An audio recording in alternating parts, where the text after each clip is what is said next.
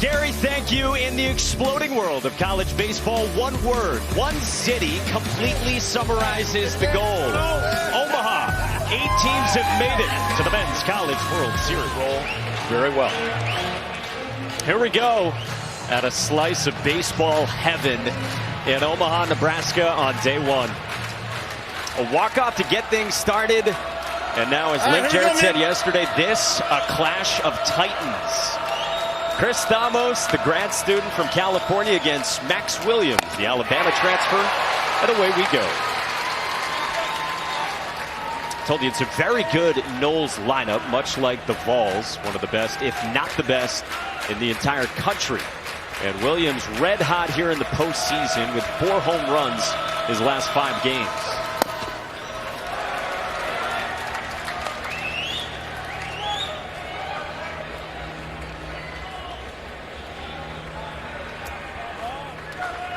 Tony Vitello's group, the elite offense, paired with one of the best pitching staffs in the country. 3rd in ERA. Breaking ball bounced right side. Christian Moore flips to Stamos with Burke way off the bag. And Max Williams reaches on a blunder by the Vols defense.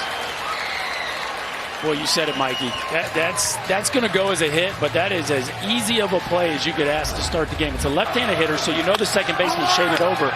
And Blake Burke just gets caught in no man's land. That is a veteran player getting way too jumpy at a ground ball that is routine to his second baseman, puts his pitcher in a really tough spot, and it looks like Williams just beats it by a hair. A mental mistake to start the game for Tennessee's defense. So Max Williams is on in front of the big bats we just mentioned, Cam Smith and James Tibbs, a couple first-rounders. Guys, you've both played and been around this environment so much. What are the nerves like here at the outset for someone like Burke or anyone out there? I think it's helpful that he's been out there, but still, it's different when it's game one and you've been thinking about it the entire year. Well, the one thing with Blake Burke, he's a very good defender when he's around the base. When he's not a good defender is when he goes and tries to do too much like that. And it's a pretty basic play if you just go straight to the bag. But instead, we're too aggressive to start. And now 3-0 on the sophomore from Lake Worth, Florida, Cam Smith, who our Kylie McDaniel has 15th on his MLB draft rankings. And Link Jarrett said to us this morning, we've been told he won't make it past pick 20. Leads the country in hits. Nope. And that's ball 4. So the first 2 are on for Florida State. We check out tonight's Keys to the Game, powered by Shopify. We'll see this best starting pitcher in the College World Series when Jamie Arnold runs out there in a minute. Florida State's got a real ace. These offenses can score a ton, and they have the entire season. Now, it was not a very offensive environment in game one. There were some balls that went out to right field. He thought he had a chance to leave that didn't. We'll see the way this field plays tonight. Very often the wind blowing in here in Omaha. All right, here's James Tibbs. And he goes first pitch swinging. Burke handles the short hop, gets the force for the first down here in the first. Well, you love the nerve, right? You got caught in between and in no man's land to start the game, but there's the good side of Blake Burke at first base. How about the nerve to charge this ball and then the athleticism to throw a strike on the run?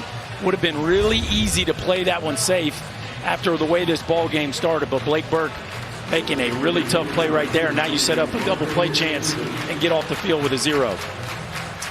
A.J. Causey always follows Chris Stamos, and he's already up. This is not atypical. I mean, A.J. Causey has been up and thrown in the first inning many times during the course of this year. Again, ideally, if you can get 9 outs, that's a really good day. Causey can stretch it out, and it really is a starter that it isn't started.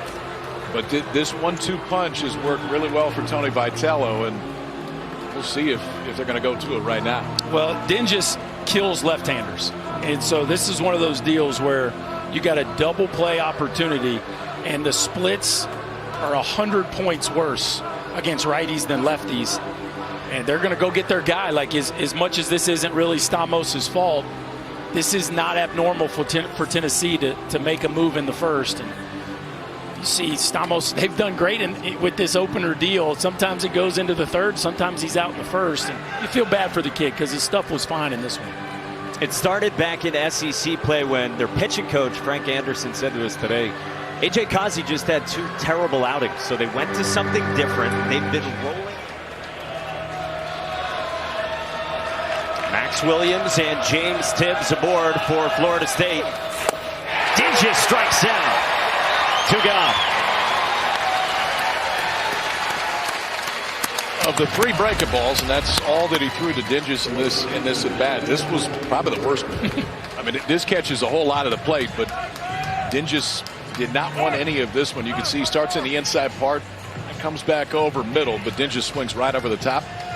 Stamos fired up, and a giant strikeout to start it for A.J. Causey. He calls it a sweeping sidearm curveball. That's what he uses to get second out here in the first, and now he's got to deal with Jaime Ferrer. Junior from Puerto Rico, 3rd team All-ACC. It's been the best season of his career. 2 very good years to start out, and a big part of this Florida State turnaround. I told us yesterday he is speechless being here. Got on the bus, told his teammates, feels like we're going to Disney. It's up and away, 2-0. Cal Stark is always ambitious with back picks. Not afraid to do it right there, especially to try to get him out of a jam.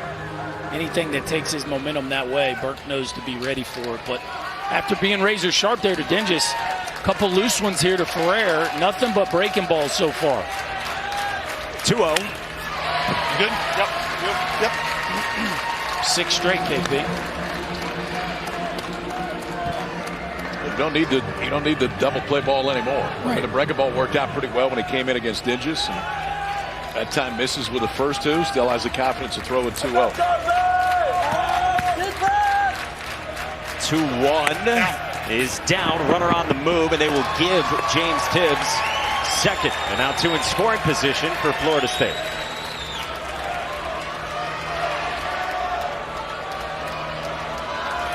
Max Williams got on with the infield single. Cam Smith walked, and then Tibbs the fielder's choice. 3-1 on Jaime Ferrer. Inside, gets away. Williams takes off, and Florida State strikes first.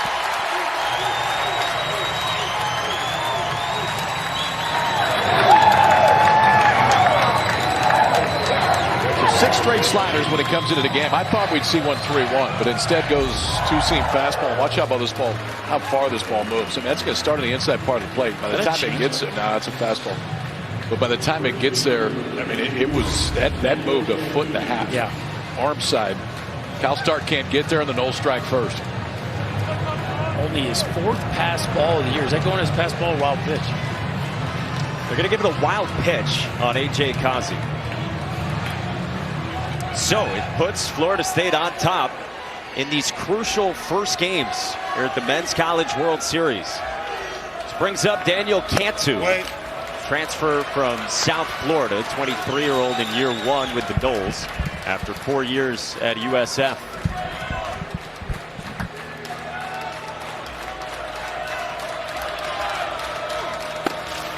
You look at the past 42 College World Series, only 4 teams who have lost their first game go on to win the national championship.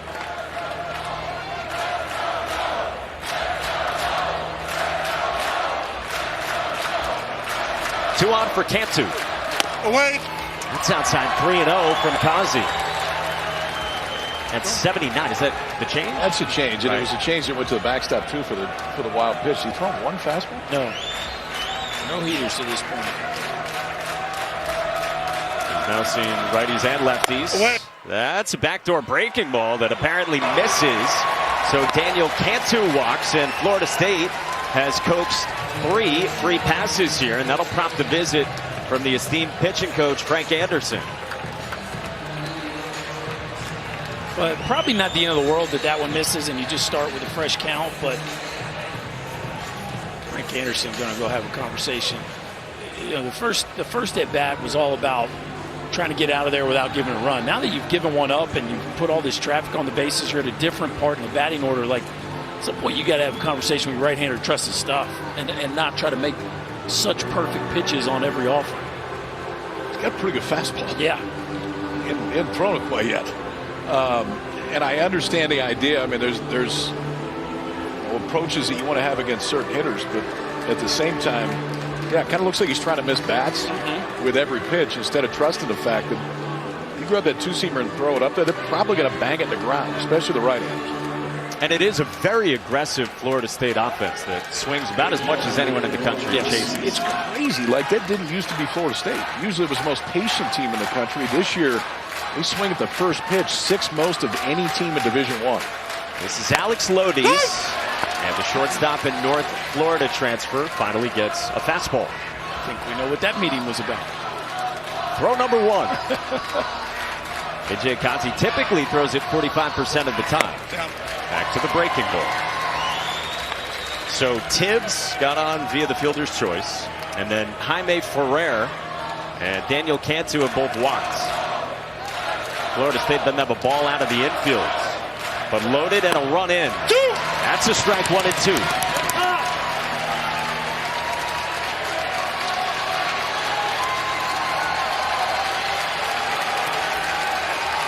This will be the 24th pitch of the inning. Up and away.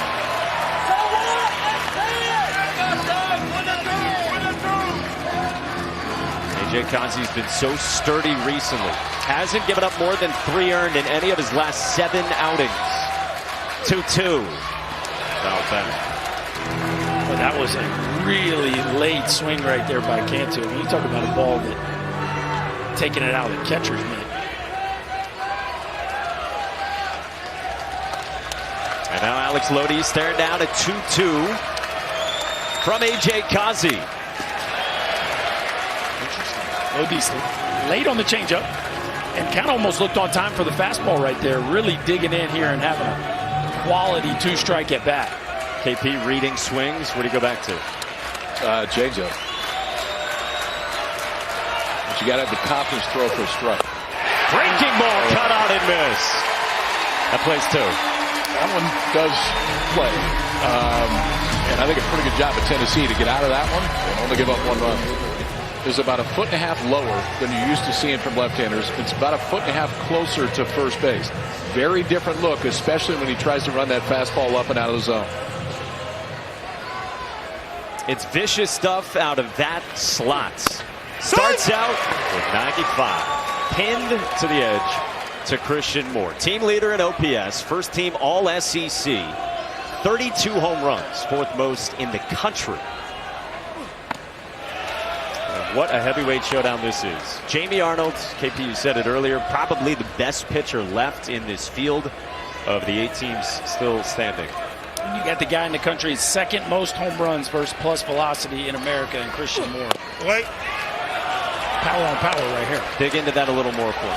Well, he hits a fastball at an elite level. So, Christian Moore having one of the great years really in Southeastern Conference history. How about the only second baseman in NCAA history with more than 30 home runs ever? This is the guy, 1 of 1. 7 of them this year have come on fastballs 92 or higher. The only one that has hit more, Vance Honeycutt did it 8 times this year. Those are 2 pretty good hits. Both playing on day 1 here. Moore rockets one toward the gap in right center field, and that will get toward the wall. Christian Moore motors around second, on his way to third with a leadoff triple. Come out. 95 coming in, 110 going out.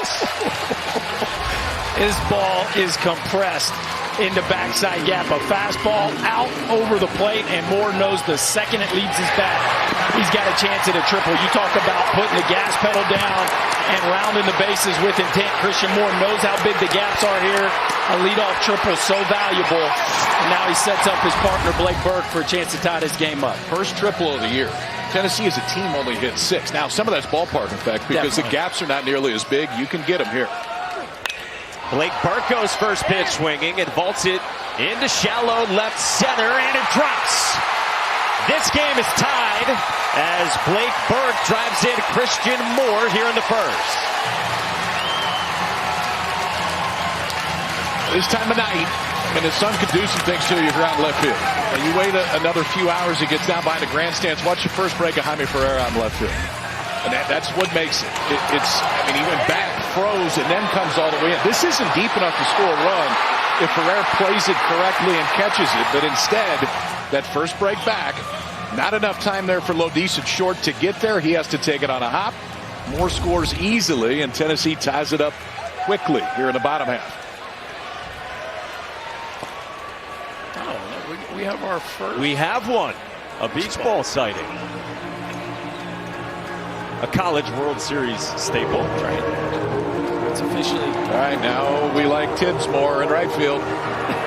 Throw it back. He makes some pals right away. It's officially a party now. We have a beach ball on the field. And off we go. Here we go.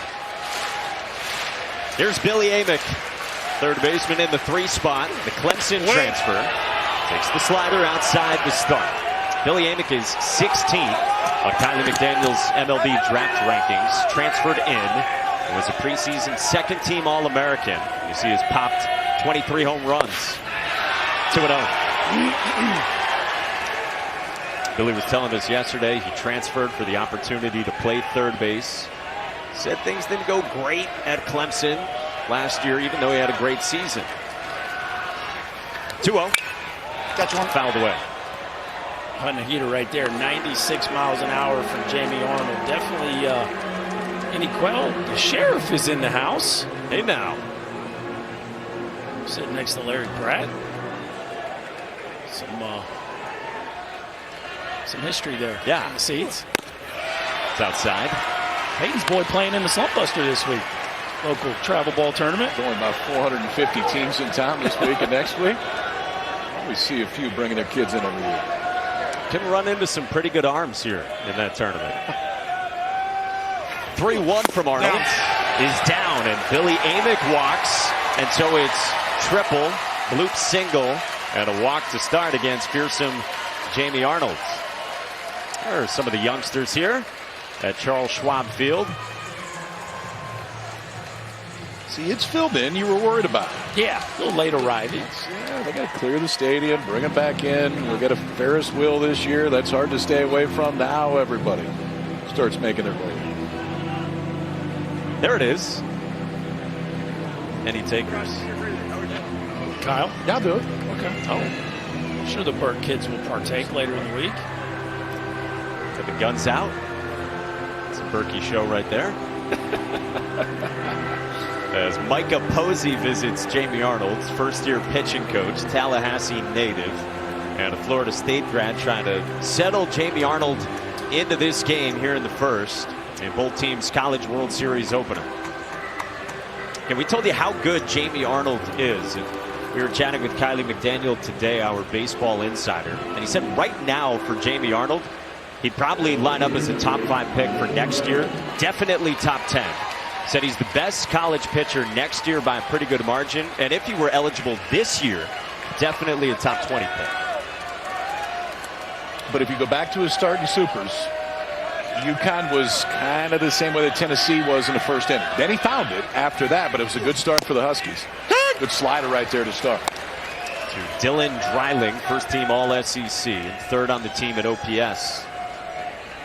Yeah, Arnold's, by the way, is dealing with a left thumb cut suffered in the celebration last week. He was telling us yesterday that when he grabbed the trophy, he sliced pretty far down on his left thumb. So pitching hand, obviously, but Micah Posey said to us, not where he touches the ball.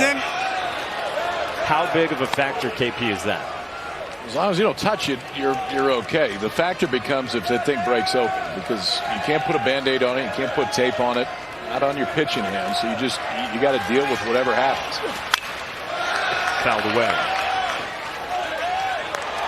Jamie said the craziest thing is that he wasn't the only one who cut a finger on the trophy after winning Super Regionals against UConn. James Tibbs also got cut by it. We're going to check that trophy out. Yeah, what we got there? We got a hanger? think Jarrett just shook his head when we asked about it this morning, like in disbelief that Buried his head. Yes, he did. His head just went down on the table. He didn't want to talk about it.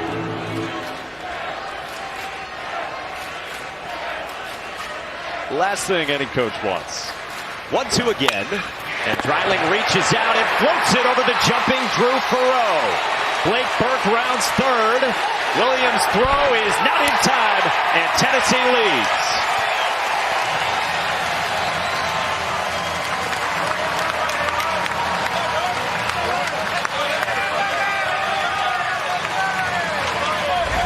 Pretty nice piece of two-strike hitting right here, KP. You talk about extending the barrel. Go down and lengthen that barrel as far as you can. Dreiling gets in his legs, dumps it into right field.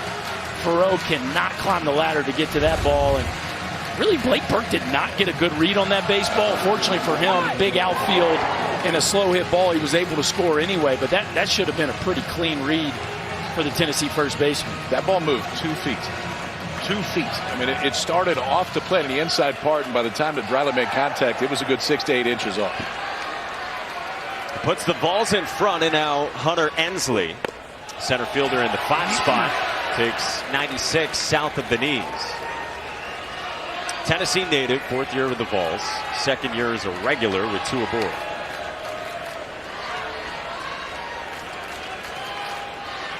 Arnold's 1-0. On the ground, right side at Farrow. He flips, Lodi's his turn, and that's 2.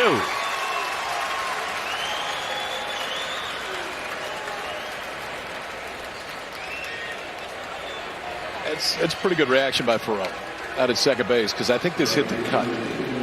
He thought it was going to come up a little bit higher. It's not. It's a little bit slower track than these teams are used to, just because of the grass. It's bluegrass here, so it's going to be a little bit slower, but stays low, good flip, and Lodi's with plenty of arm strength to finish off what is a big double play right there for the Noles.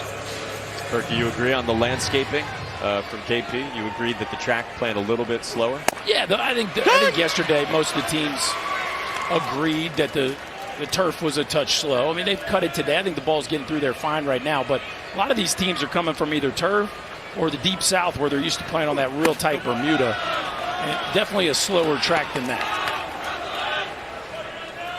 So Amick at third, 2 runs in against Jamie Arnold with 2 outs, and he's facing Kavares Tears. Off the end of the bat, gently to third, and Cam Smith gets rid of it in time to end the inning. Tennessee counters with 2 of its own, and we are on. Florida State is in the Men's College World Series for the 24th time. 19 of those were with Mike Martin on the team, player and coach, but they never won the ring. Martin passed away at the start of this season. Now, the Noles seek title number 1 in honor of the man who wore 11. Beautifully said, as always, by the dulcet tones of Ryan McGee, lending his voice and thoughts and stories to the Men's College World Series once again. And well said about 11. Mike Martin. I got you. KP, you were there for it. For his services. I was, yeah, they did it at the ballpark. Was pretty cool. It was really cool. I mean, wins and losses, nobody's ever won more games. How cool was it just to hang out with that guy? I mean, just to hear him talk. I mean, it's kind of like Berkman. Like when Skip talks, it just sounds different than everybody else. When 11 talked, it was just different and fitting that in his last year as a head coach, he would get the Seminoles back here at Omaha. Away!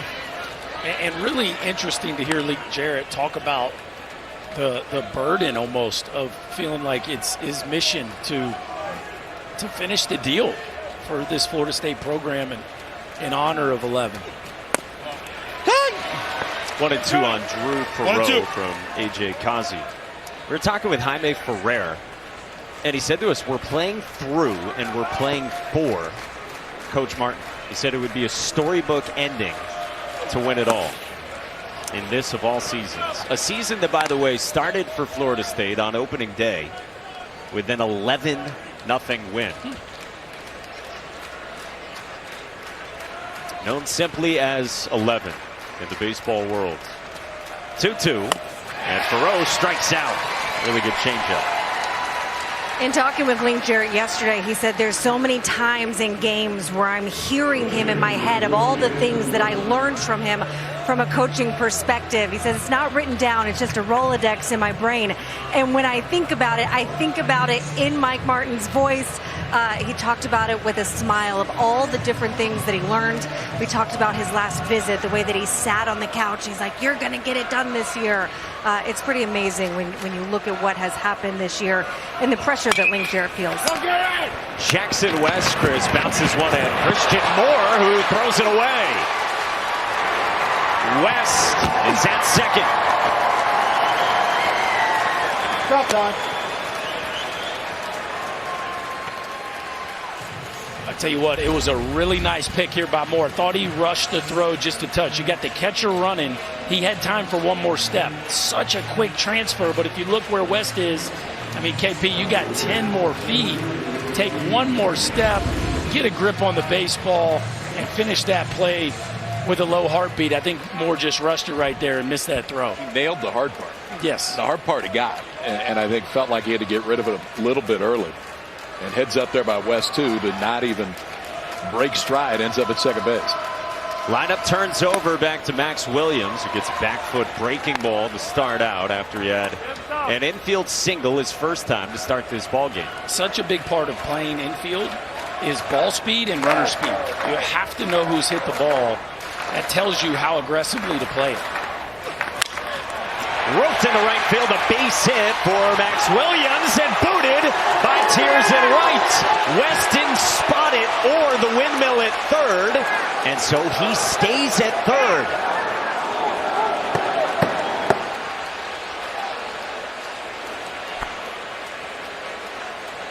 Wow. You talk about a missed opportunity. Not only did the run not score, but Williams is standing at first base, and the Tennessee defense has started out very, very shaky at this point.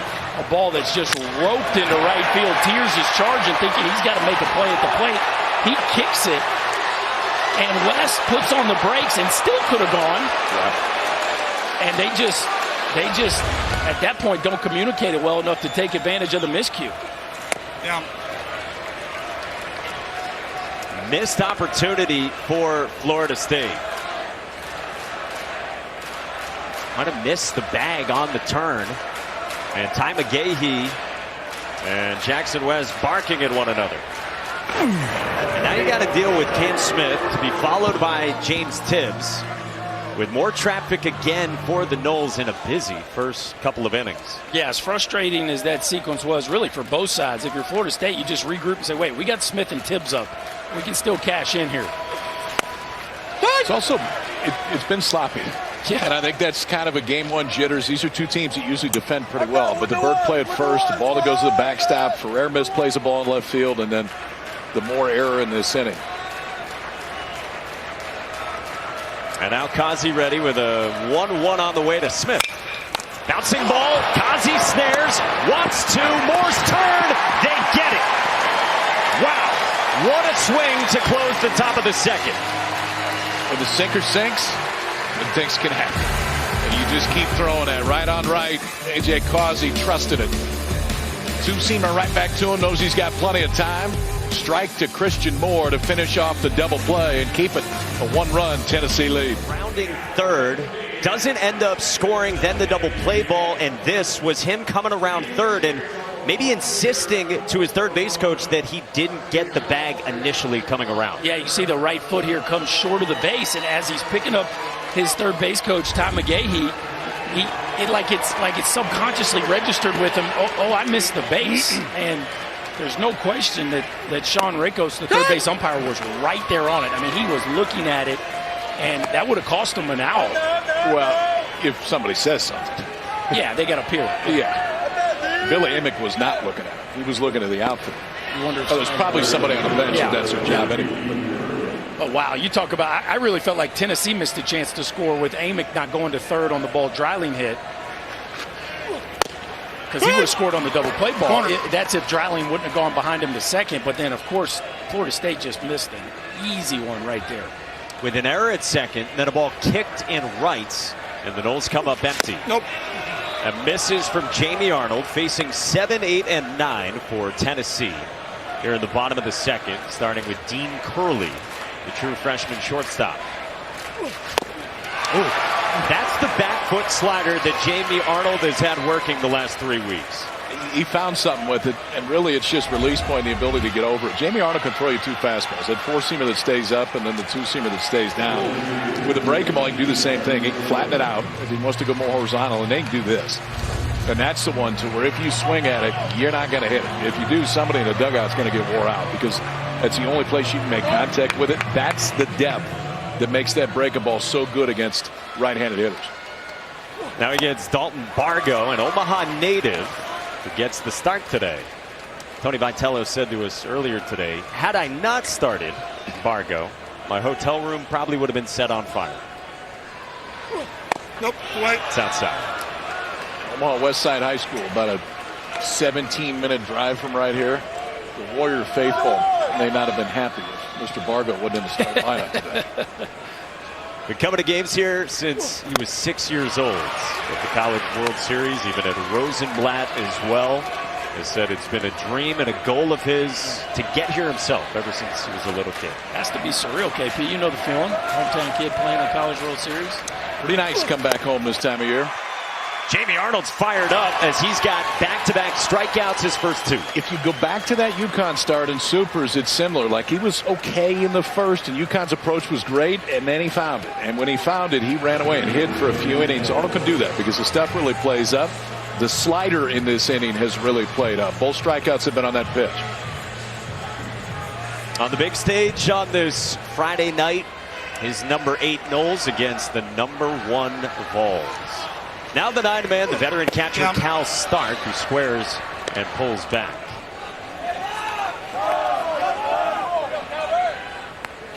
Stark, the Knoxville native, his second year at Tennessee. Previous 2 years at a couple of different junior colleges.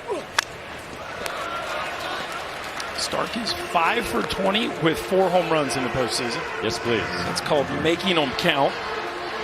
And a hometown kid who was in a position battle with Cannon Peoples to start the year. 1 out about a third of the way through the year and has not looked back. Been a rock for this team behind the plate. 2-1. One of those home runs came in Game 3 of the Super for Tennessee as they hosted the 4-seed Cinderella Evansville. Had to win that decisive Game 3 on Sunday. Bashed 7 homers. Knob 10. 3-1. Florida State, meanwhile, swept UConn in its Super Regional in Tallahassee.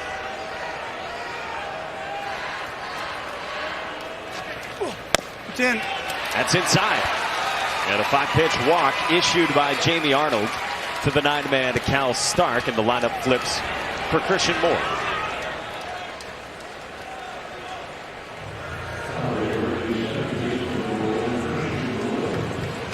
Christian Moore won the SEC's Triple Crown during conference play. Merely a .429 average, 20 home runs, and 41 RBIs, tied with the presumptive number 1 overall pick, Charlie Condon of Georgia. In 30 conference games. 30 conference games. Triple Crown. And, you know, you talk about a historic season. We said his first time up. The only second baseman to ever hit more than 30 homers in a season in the history of the sport. And only the 3rd player to ever win the Triple Crown within league play. Like, is that any good? Yes, sir. Kylie just did a mock draft a few weeks ago and had Christian Moore going 16th overall. He is climbing.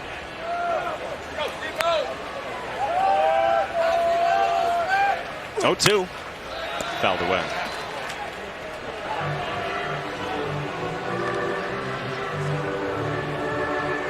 Christian Moore and Blake Burke got their start in their careers as the DH on that famous 22 team. They split time as the DH, and they both hit double-digit homers. Last year, they became the leaders of this team. And this year, they've become All-Americans. Been very consistent stair-step process to both of these players' development. He's got a man aboard with 2 outs. The 1-2 is pulled down the left field line. That's a fair ball into the corner for Christian Moore. Cal Stark Rounds third. Throw to the plate from Lodi's is a dart. Ball pops away, and Stark scores. Arnold the third, not in time to get more. And the lead is 2 for Tennessee.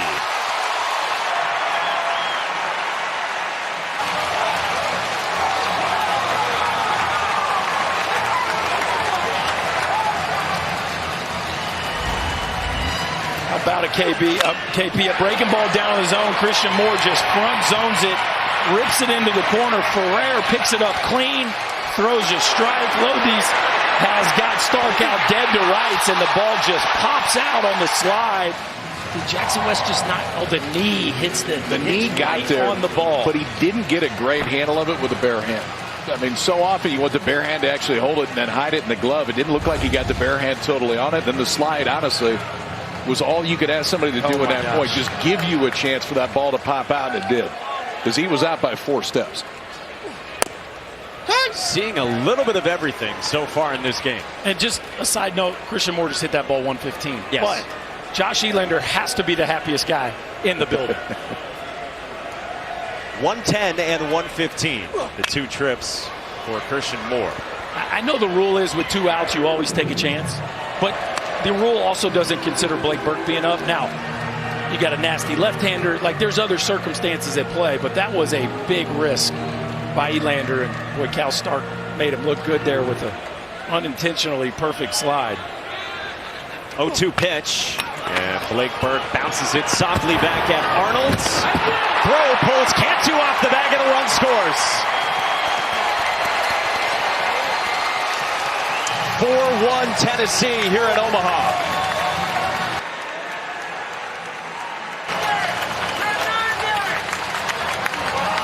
This is the one you really have to grip in your glove before you go grab it with your bare hand, because it is spinning all over the place. I mean, off the cap, you can see he goes in, and it doesn't really squeeze it. The bare hand goes in at the exact same time. You got enough time to probably do that. Burke doesn't run bad. He runs better than you would think he does down there. You see the body cam on the first base umpire right there. Jake Uhlenhop with a good look, enough to pull Cantu off. And Blake Burke's going to go ahead and take second base. This is a weird game so far. It really is. Some really just strange stuff here early on. Had a combined officially 3 errors. 0-1 to Billy Amick is down, and Jackson West blocks it. Billy Amick walked his first time. Tell you how important it is to win this first game. And Tennessee's ahead by 3 against one of the best pitchers in the country. That's up high.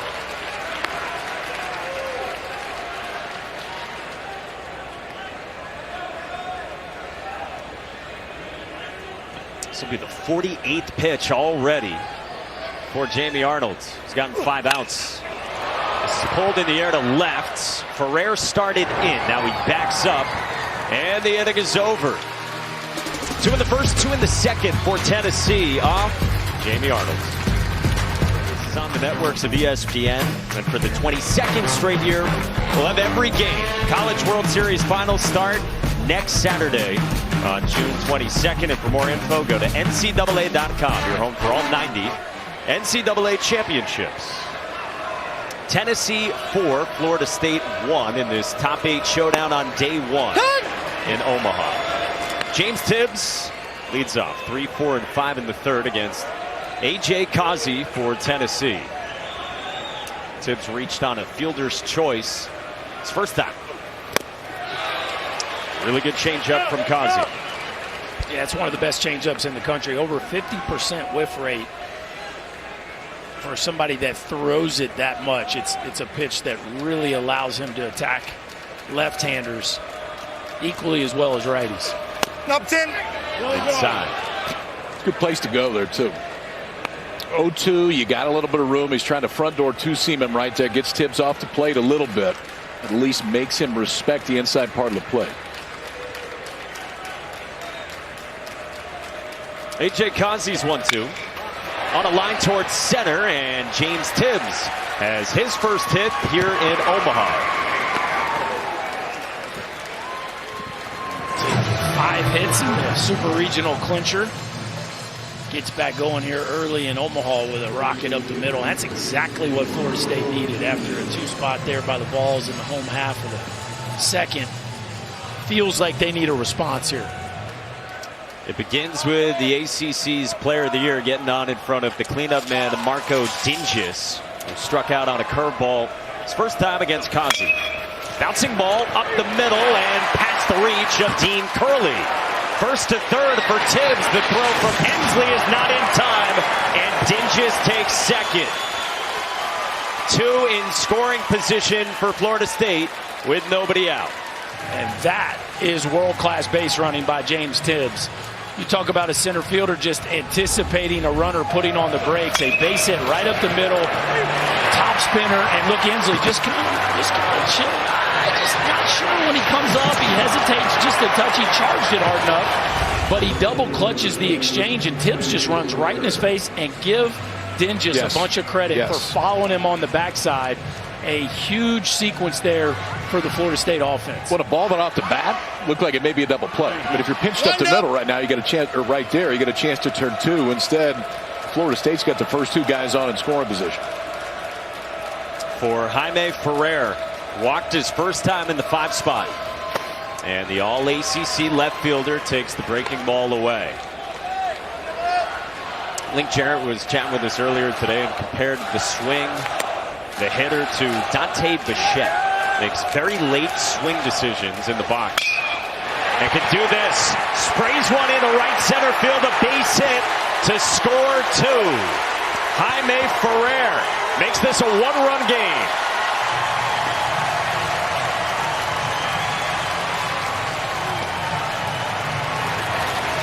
Well, there's your answer.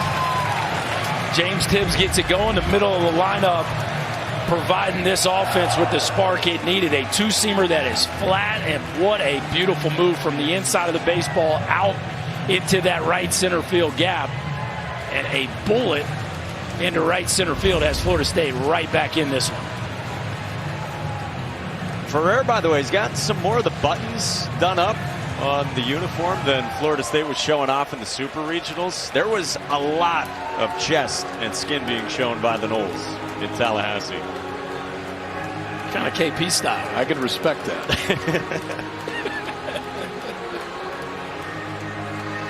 Some more arms trudge out to the bullpen for Tennessee following the mound visit.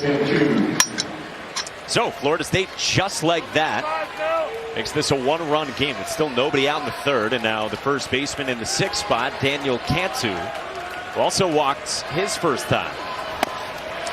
Good changeup. Link Jarrett just raved to us earlier today about the quality of the person Daniel Cantu is and the character. And one of many transfers in this lineup, 6 of the 9 for Florida State. That's how they have flipped things and increased the win total by 24 from year 1 to year 2 under Link Jarrett. Now, this is the one senior of the bunch, and like you said, it's, yes, the production's been outstanding, but the leadership as well.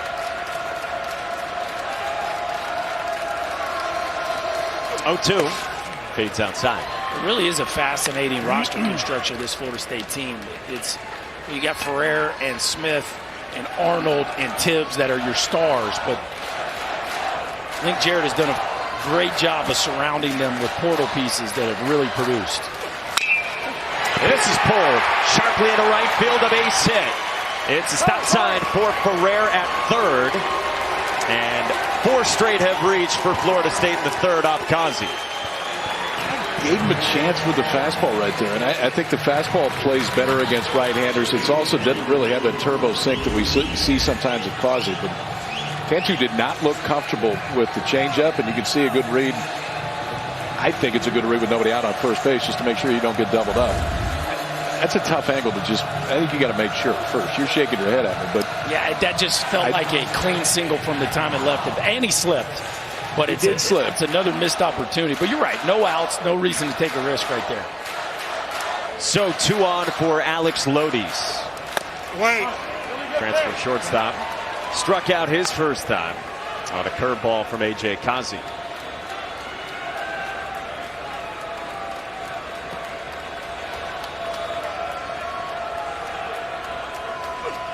Lodi squares, pulls back, start picks, and Burke recovers, keeping Ferrer at third. And, just about everything we have seen so far in 3 innings. Hold your breath. Gosh. This game just feels like it's a tight wire act. Steely gaze from Tony Vitello. 2-0. Fades inside, 3-0 on Alex Lodi's. There are times that sometimes your changeup can move too much. It's almost one of those instances right now for Causey to where when he lets it go, he's had some good ones too, but that one is moving so much that it's an immediate take. And then this backup breaking ball hits Lodi's, and so they're loaded for Florida State. 5 straight have reached, and you saw Kirby Connell getting hot for Tennessee. Yeah, he's getting hot with intent too. I would not be surprised if we see him right here. You got the switch hitting Ferrer up to bat, but it's looking awfully shaky right now for A.J. Causey.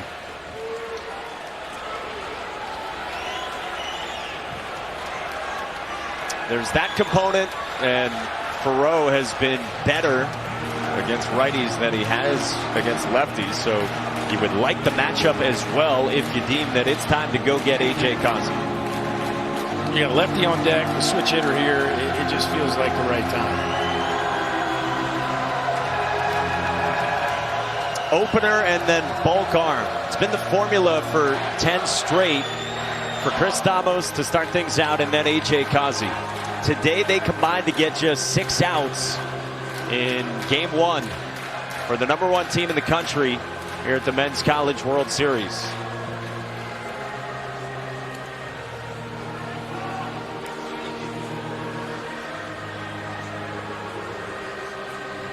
Not how they draw it up, but you're not facing Florida State every week either. This is an offense that is talented and as physical as any in the country.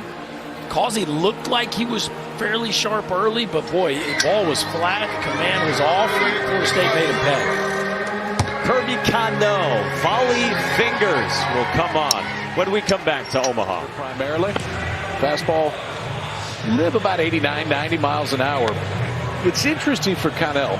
In those 31 appearances, sometimes he comes in and faces one left, and that's it. But he does have the ability to go deeper.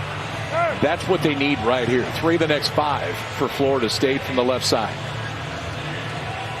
Tony Vitello knew this morning that at some point he would go to Kirby Connell, the 5th-year senior who will get Drew Ferrer from the right side. We told you a switch hitter who's been better this year as a lefty against righties, so they flip him around against the venerable left-handed arm.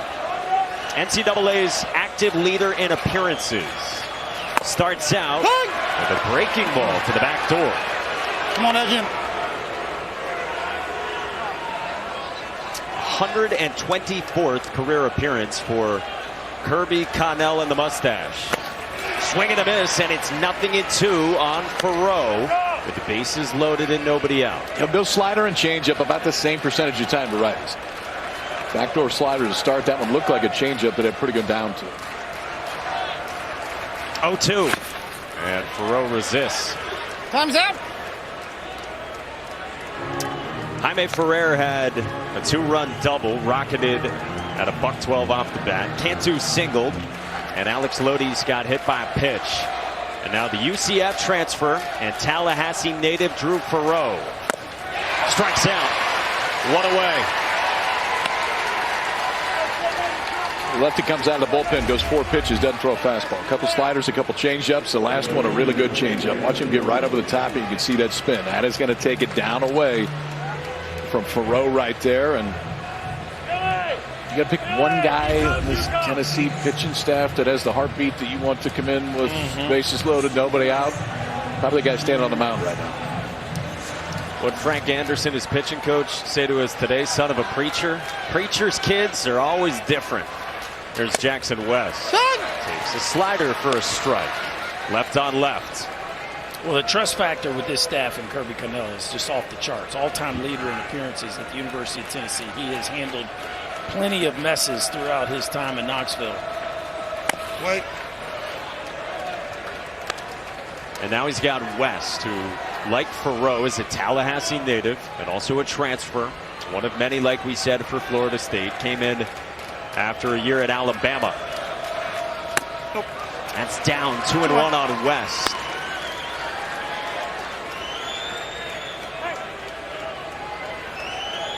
Seventh straight start for Jackson West, going back to the ACC championship game for the Noles and getting the nod again over McGuire Holbrook, who has started a bunch as well. 2-1. That's down and away. 3-1, and nowhere to put Jackson West. Jackson West doing a really nice job here in this at-bat of seeing the ball deep. You can tell there is no rushing him, staying close with that front side, and he's been all over that breaking ball from a pitch recognition standpoint. 3-1. Inside, and this game is tied. I'm going to tell you something, man. Give West credit for the patience in that at-bat, because he missed third base, had to go back. That cost Florida State a run. Then he's got him dead to rights at home plate. Ball pops out of his glove. Like, your mind can really speed up in that point, the next at-bat, trying to do too much. Instead, patient enough right there to work a walk and tie this thing up.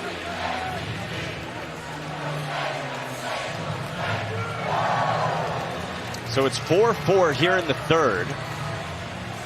On day one in Omaha, the lineup turns over for the third time for Florida State to Max Williams.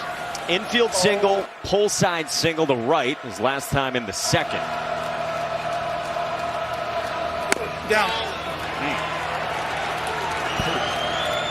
This is a guy in Williams that's had a bunch of success against left-handers. Actually handles lefties better than righties, hitting .339 on the year against southpaws. 1-0. Bouncing ball towards second. Moore handles the hop, flips the throw, gets away from Burke. Lodi's follows Cantu, and a couple of runs score for Florida State.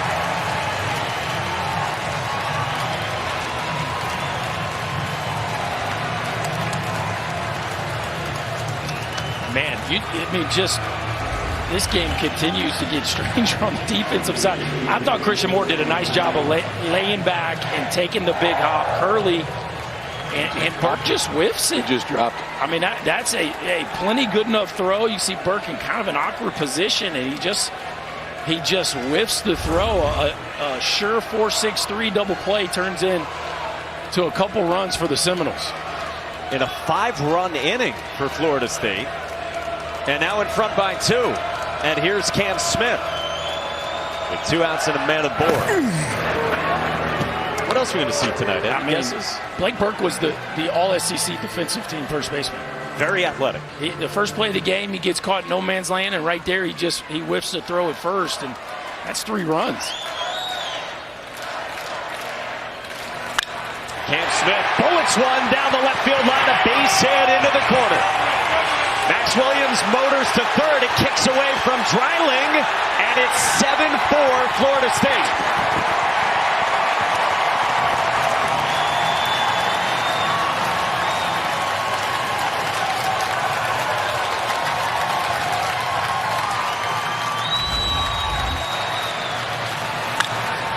You just don't want this guy to come up again in this inning. It's kind of the same feeling if Christian Moore's coming up, and then Dreiling just misplays it in left field. Listen, you get it down the line, there's not a whole lot of room. You don't know exactly the way it's going to bounce. But still, the minute that gets away, plenty of time for Max Williams to come around and score from first base and add to this Florida State inning. Now 6 runs in the inning for the Noles. And it comes all the way back to James Tibbs, who led off this inning with a single up the middle. And now it's a 6-run frame for Florida State. Yes, and again, you talk so much about Tennessee's offense, and rightly so. One of the most prolific home run hitting teams ever in this sport, as you see the double-barreled action. But Florida State, 12th in the country as well in runs scored per game. That's down, a ball and a strike on Tibbs. Yeah, this is an offense that's as explosive. They're averaging almost 12 runs a game in the postseason. So no shocker that they've put the runs on the board. It's more so how they have and how Tennessee has helped them. That's the surprise. 1-0 1-2 on Tibbs.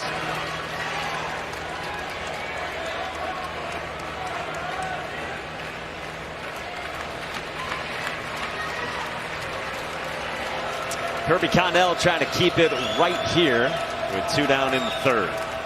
Wait. It's outside, 2-2 on the always patient James Tibbs. Like Jarrett told us earlier this season, the best hitter he's ever coached. Told us today the smartest hitter he's ever coached as well in Tibbs. Swing and a miss. Connell strikes him out, but Florida State strikes in a major way with a 6th spot in the third. 1. Send it over to Chris Button, who's with Peyton Manning. Yeah, a guy that knows a thing or two about wearing the Tennessee orange. You've been here a couple years now watching Tony Vitello's team. What's it been like to watch the attention and the support around Tennessee baseball? Well, obviously, we have great history there. Todd Helton, my old teammate, Phil Gardner going back. But what Tony Vitello's done year in, year out, winning 50 games, it's really incredible. It's my 3rd time coming to Omaha. What an incredible atmosphere. Players want to play for him. They play hard for him. That's the ultimate compliment you can pay a head coach, when your players would do anything for you. And that's what he brings. And obviously, we're honored to have him here in Knoxville. I know that you two have built a relationship. What's been impressive about how quickly he's been able to turn it around? Well, his work ethic is second to none. Obviously, the job that he did, from Missouri to Arkansas is well documented. There we go. All right. And like I said, he's a relentless recruiter, but he also coaches them hard, right? I mean, it's one thing to recruit and get him there, and now you got to coach him and develop them, and that's what he's committed to. So, look, it's hard to build a program now in college sports, I think, but Tony Vitello really has built a program, and he'll keep that program because of his personality. Last one, because I know you want to watch and cheer, but you've been here 3 separate times. What do you like about Omaha and the College World Series experience? It's an incredible atmosphere. Look, my dad actually played in the College World Series. He was a baseball player at Ole Miss. So he always talked about when I was growing up, the people are friendly. Obviously, Omaha is kind of a second home for me. So people are nice to me. But my son plays in a youth baseball tournament every year around this time. So to watch your son play baseball in the morning and watch your alma mater play at night, I don't know how you beat that. But Omaha's done an incredible thing here. It is everything it has been built up to be, and I'm honored to be here. I appreciate the time. Enjoy the game. Thank you very much. Go Vols. Mike. Yeah, one word that's become so familiar to Peyton Manning over the years. This city is here again, and it's a pretty close relationship, it seems, with Tony Vitello. It seems like that guy's been on camera before. Like he kind of knows what to do when somebody's talking to him. The Tennessee social media might clip that one and replay it a few times. That's a decent endorsement right there. Check out the hair. Son rocking the orange hair. I see you. Now, Peyton does have an Emmy, by the way. Yeah, he's pretty comfortable. Like his Omaha production. Like the sound of that. You a shareholder in that, KP? No, I don't think that one went public quite yet, but I'd be happy to join up. We'll get Button on it. Here's Kavaris Tears, and Arnold's there's the comebacker, and Lodi's turn is in, plenty of time for 2. Jamie Arnold handles 108, coming right back at him to the 4th inning. And a new arm again for Tennessee. It's to the redshirt junior right-hander Aaron Combs, who comes on. It's more high-end stuff that comes out of this Tennessee bullpen right here for Combs. Fastball low to mid-90s. Hasn't quite gone 237 in the third this year, but he has gone 37 in the third, and the strikeouts are dead on. 54 in that range. Doesn't walk a ton, but the stuff really plays up. And I think the one thing for Combs, too. How's that guy always get good seats? Who is that guy? He's a Florida State guy. Oh, okay. Eddie hanging around for the nightcap. Yeah. Of course he is. He's got a good view of this. Aaron Combs in that stuff against Marco Dinges, which there's a 93 up high. 4, 5, and 6 for Florida State, who's got a 3-run lead and has its best pitcher on the bump in Jamie Arnold. Nope. 2-0 on Dinges. Dinges told us out of high school his only offer was junior college in Tallahassee. and was headed to Maryland for this year, but decommitted because he had such a good season in JUCO. Offers started to roll in, so he decided on Florida State. Said it was the only option where I thought I could show my true talents. And he's on this team as a true walk-on, hitting cleanup for Link Jarrett, who thinks so highly of Dinges, who works a walk, and he's on against Combs. It's been sloppy from Tennessee so far tonight. Yeah, sloppy's a word. The defense just did not come to play in this ballgame. It started from the first batter of the game, and at this point, you see it just breaking down. Inslee kind of kicks the ball, tips, runs right in his face. Tennessee's going to get off the field with a 4-6-3, and Blake Burke whips it. And then Dreiling has trouble corralling this ball down left field corner. Another run comes around to score, and Florida State posts a 6 spot in the top of the third. 7-4 in the fourth, and Jaime Ferrer is late on the fastball. He's walked and supplied a 2-run double. Came off his bat at 112 miles an hour his last time in the third. He did not go around. Jaime was telling us he's been watching these games at home the last 2 years, how much that has hurt and stung. Now says I get to play my last college game in Omaha.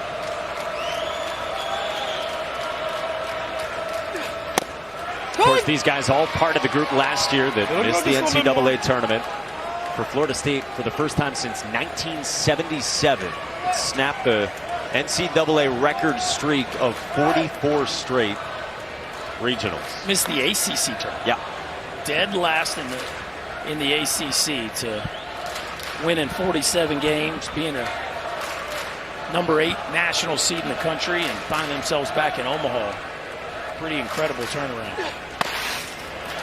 Ferrer told us that embarrassing was the right word for it. He said we showed up to summer ball and people were saying, you're the first guys here, and that's not common for Florida State. Guys are never here this early. He's seen a lot in his 3 seasons. Pulls this one to left. Dreiling's back. It is gone. 2-run shot. Jaime Ferrer.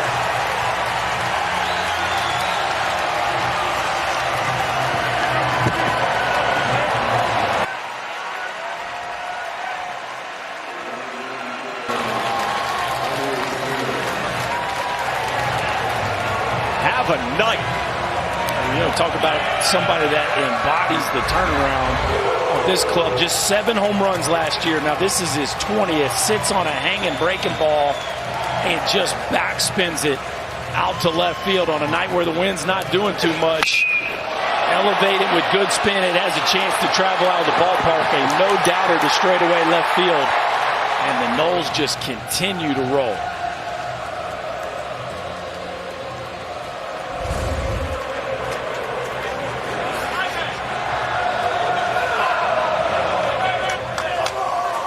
A little more fun than showing up to summer ball early? Yeah. Yeah, this is where they usually are when summer ball's starting right here. There's, and understandably so, there is so much program pride. And it starts with Lake, but then it's all the way through because of what surrounds you on the walls. When you walk in a clubhouse, and the history of this program.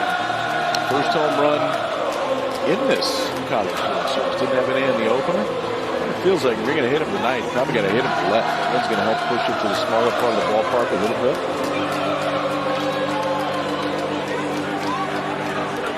You mentioned the pride in this program. Florida State is second all-time in winning percentage in college baseball. Third all-time in trips here to Omaha, with this being the 24th. And for the first time since 2019 back here, and as Chris said earlier, they've never won the national championship.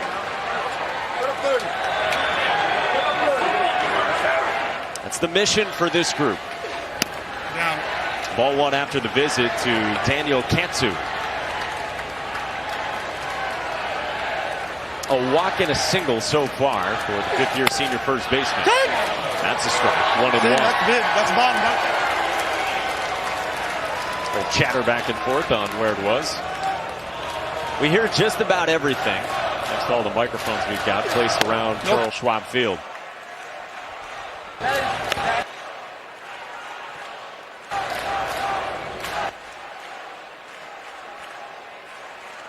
Aaron Combs insists that was a strike. He did not get the call. It's 2-1.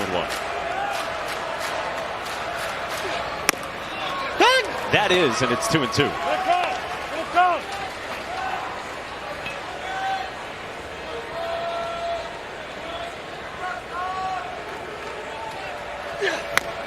Cut and a miss. Cantu strikes out, and there is one away in the fourth. Sunday, the Red Sox host the Yankees in the finale of a 3-game series. Coverage starts at 5 Eastern with the Baseball Tonight Sunday Night Countdown. Then Yankees Sox at 7 Eastern here on ESPN, ESPN Deportes, and ESPN Radio. With Kyle Peterson and Chris Burke, Mike Monaco with you upstairs. Chris Budden down at field level. This game produced by Scott Gustafson and directed by Scotty Johnson. Here's Alex Lodies. He's struck out and been hit by a pitch. Nope, down. That's down 2-0 from Combs, who again wants some calls. He better be careful. Yeah. He better be careful because it's, and listen, you know, that spot was called a strike a minute ago. That time it was the ball. It was definitely the bottom part of the zone. He just missed. This is struck well in the air by Lodies to right, but Tavares Tears circles for out number 2.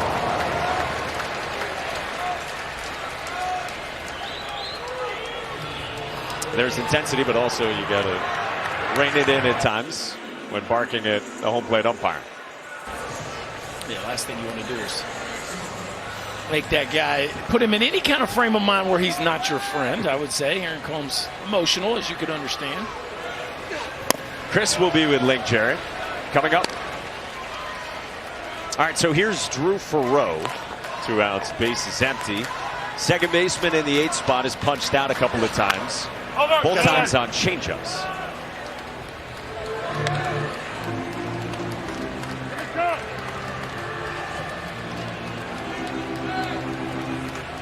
Told you, Tallahassee native, went to Florida high school, played baseball and football.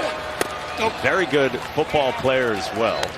All Big Bend first team in baseball, and Tallahassee Football Player of the Year as a senior.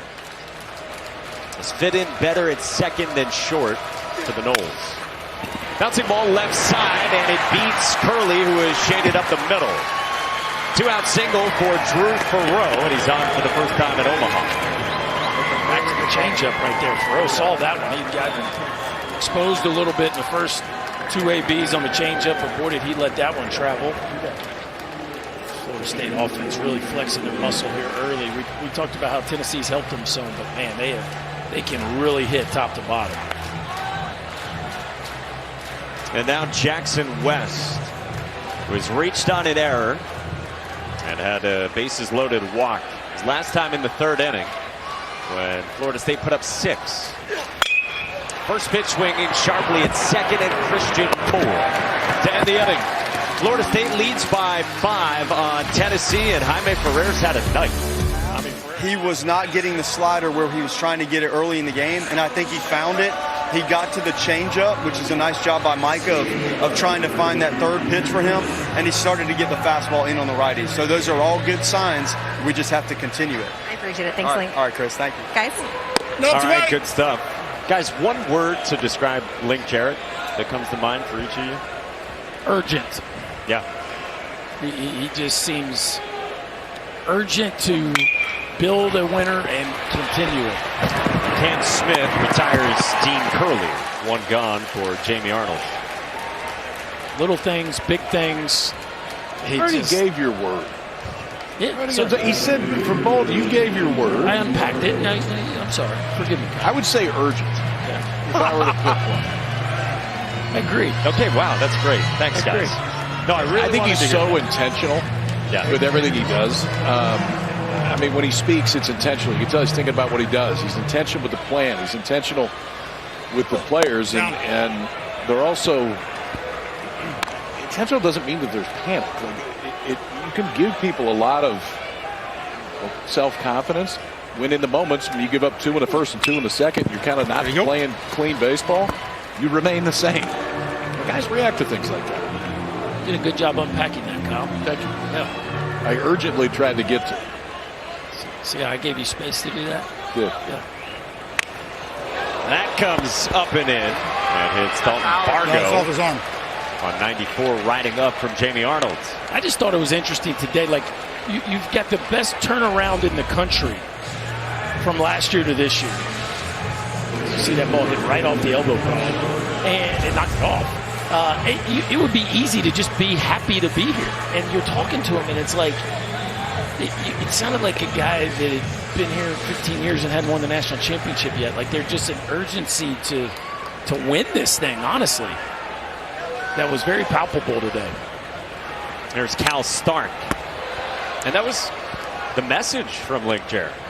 He said he's still mad that being here 3 times as a player, that he couldn't get it done for his head coach, the late Mike Martin. That doesn't leave you. I know that feeling. That doesn't leave you. I was talking with Cam Smith about Link Jarrett. He said every single minute of practice was and is planned out by Link Jarrett in a way that maybe was new for this group. It's been very structured under Link Jarrett in Tallahassee. 2-1. 2-ball, 1-strike count on the Tennessee catcher who walked and scored his first time. Pops this one up the first base line, and Daniel Cantu there, round number 2. And so with the lead at 5, if Jamie Arnold can really settle into this game, Florida State already in the driver's seat, trying to get deeper into this thing. Yeah, here comes that man, though. And yes, it's 2 outs with a runner on first, which is almost as friendly of a place as you could face him. But, of course, last time he came up in this spot and delivered a RBI double. And so far in this ballgame, a triple and a double, both over 110 miles an hour off the bat. Including 115 that last time for Moore. Junior from Brooklyn, it takes down. Link was talking about that pitch and talking about Micah Posey going to the changeup a little bit more. That's something Arnold doesn't throw a lot coming into this game, but is looking for more consistency. Started with a changeup against Moore down and away, then the fastball misses. Now you're in a 2-0 hole. Maybe looking for something different third time through against Moore. 2-0. And that's a slider in for a strike.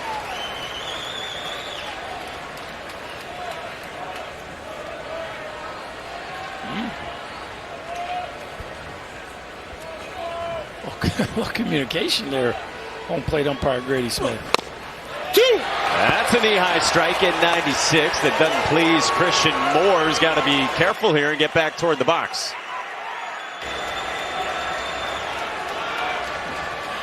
Tony B back there fighting for his guy. 2-2. Spray toward right field, and it drops in a base hit for Christian Moore. Margot stops at second, and there's 2 on for Tennessee with hit number 3 for Christian Moore. That was 97. 97 on the hands. He better watch out. Christian Moore better watch out. He does not need to get thrown out of this ball game. He fights this ball off and turns around and has something to say to Grady Smith. And you just don't need to be picking a fight with a home plate umpire. You got your knock. Move on.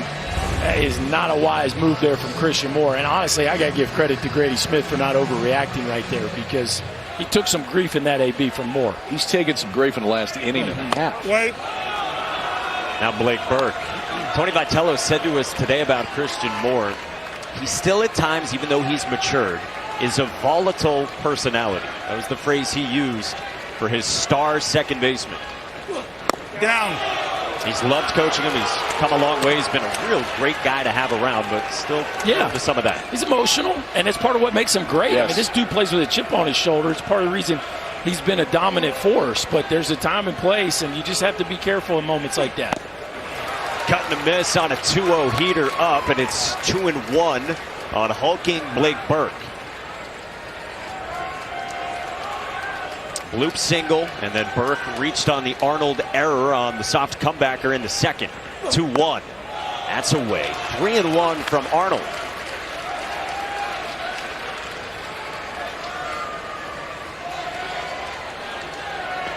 Superstar left-hander anchoring this Florida State staff. 3-1 is down, and Burke walks. Tennessee's got him loaded for Billy Amick here in the fourth. 3-1 slider with a 5-run lead and 2 outs. And maybe that's just a pitch you feel more comfortable with throwing a strike, but that's a pretty big sign of respect right there against Blake Burke in a 5-run ball game.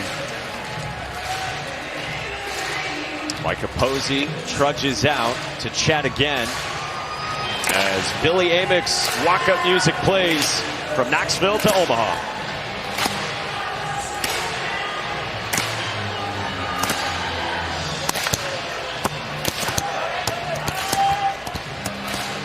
Micah Posey on his way out to pitching coach for his Florida State team. There's nobody there.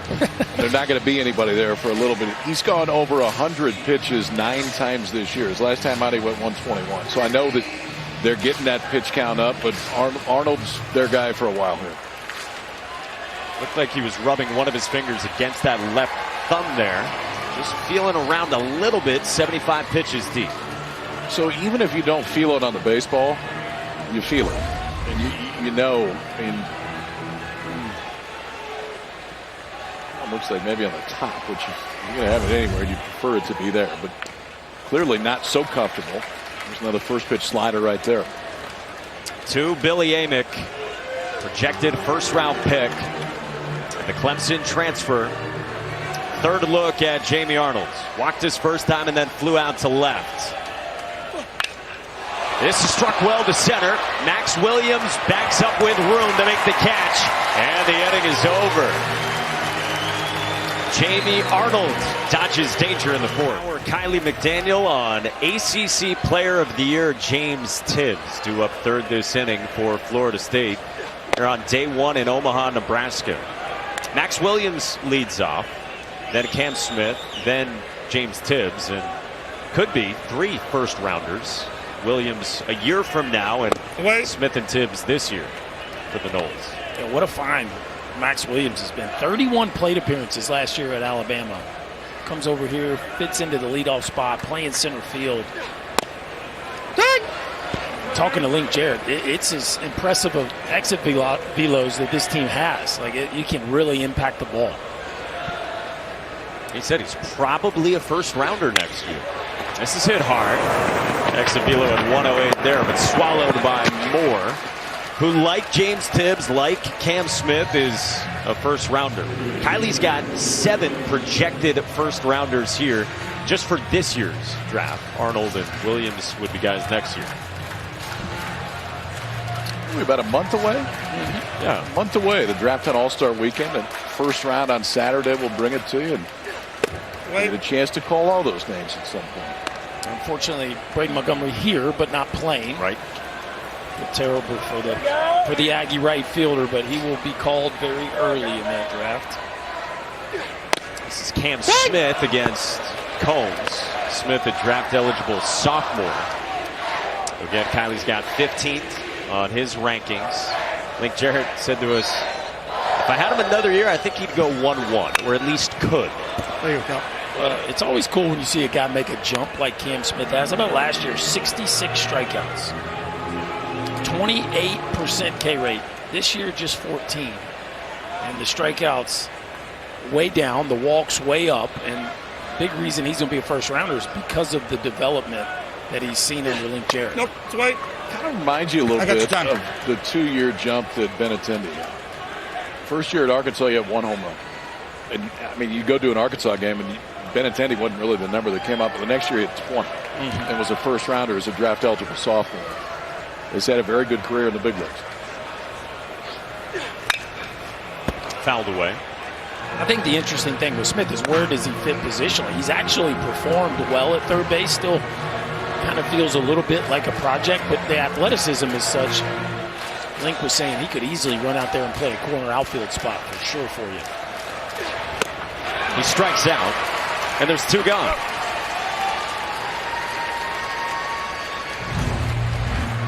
Holmes can throw this breaking ball that gives you a little bit more top to bottom than I think you expect to see, because he slings it a little bit, spikes it so that index finger spikes on the ball. That gives you a little bit more leverage when you're getting over the top of it. That one started off the plate, kept going off the plate. Cam Smith couldn't hold up. How about this one, the 5th inning for this Florida State offense? Everybody has reached base at least once. Everybody but 2 have reached base at least twice. We're in the 5th. Against the team with the 3rd best ERA as a pitching staff in the entire country. In Tennessee, ranked 1st overall. Nothing at 2 on James Tibbs. Singled in the 3rd, struck out his last time. And stares at strike 3. 1-2-3 for Aaron Combs. Tony V with KB next. I appreciate it. Thank you, Tony. Thank you. Yeah, it was 6 in the 3rd for Florida State against Tennessee, the #1 national seed with 55 wins this year. Most in the country by a good margin. 4, 5, and 6 starts with Dylan Dreiling, who's got a couple of singles. Score a run in the 1st and then to the backside in the 3rd. Nope. Tennessee's got 36 innings this year with 5+ runs. Most in the country. Tony's asking for a big inning. He's seen a few this year, 36 of them, if you define it by 5 runs or more. And, you know, that's just where they put themselves. 1-2 from Arnold. Strikes out Dreiling on a good slider. As KP mentioned, they're not afraid to go deep into the ball game with Jamie Arnold, and he feels like he's starting to settle in. A really good slider there. The horizontal break on that thing is just slicing across home plate. Dreiling just runs out of bat. Well, this is their best, and history tells you he's going to find it at some point, and you're going to get a lot more leeway than anybody else just because of what he's done the entire season. Starts out with 96 for a strike to Hunter Ensley after strikeout number 4 for Jamie Arnold.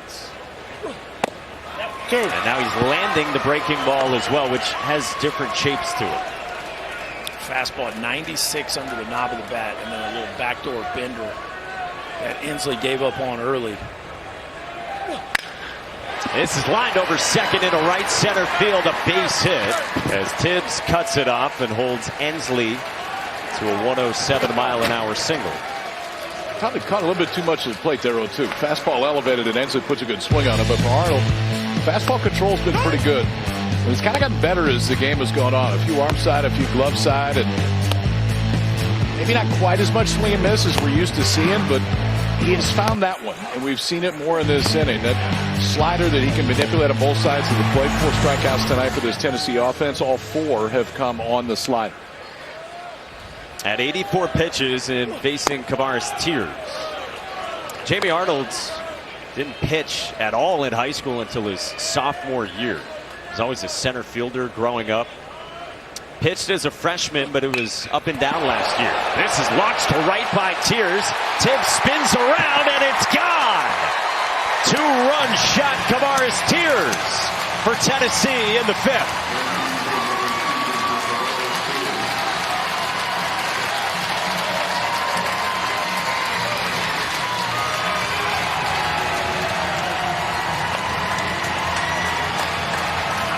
Well, that gets them back in striking distance right there. A loud swing of the bat by Kavaris Tears. Another young man that is super strong, and a hanging breaking ball sitting right down Broadway, and just a rocket off the bat of Tears. Only 22-degree launch on that line drive in the right field seats. Tony V asked for a big inning. The Vols put 2 on the board.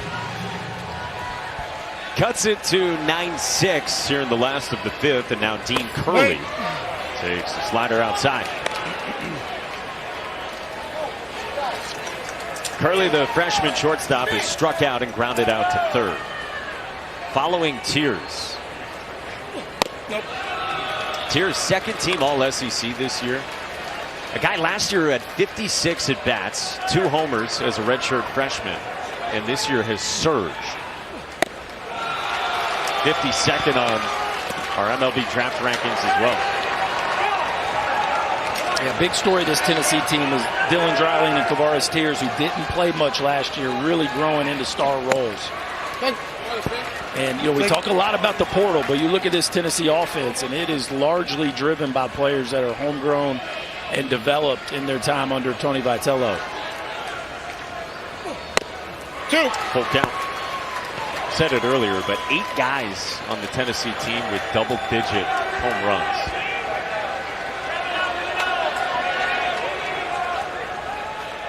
(3-2) is down.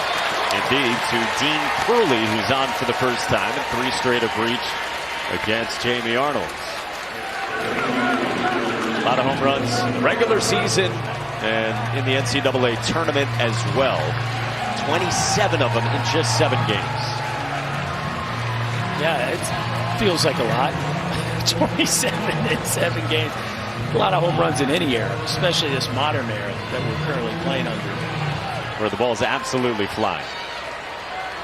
This is Dalton Bargo. First pitch swinging, and he skies one to shallow center. Max Williams comes in for round number 2. With Tears' homer, Tears and Burke are now a homer away each from having 20. They could have 5 players with 20 homers. That feels like a record. You hit 174 of them. 5 with 20. That plays. This is not your 2013 BB Core era that we reside in.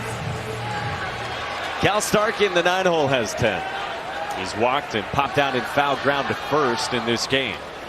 Knoxville native goes first pitch swinging against a rare Arnold changeup. Only uses it 3% of the time.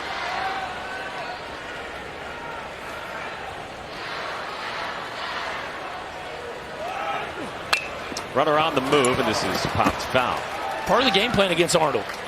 11 for 11 opponents are stealing bases against Jamie Arnold. One thing you always know with left-handers, if they don't show you their move early, they don't like their move. Yeah. Yes. And most of them just get very dependent on the fact they're looking at you and that they don't think you're going to run. But there's too much information in the game now, and teams know that he doesn't like the pick, and people have been very successful going first move. Foul down the line. Did you expect Tennessee to do anything more? Trying to throw some different looks at Jamie Arnold? Well, we saw Blake Burke steal earlier. Yep. We saw Curley go right there. And again, it's not a team that uses the stolen base much, but they know the report.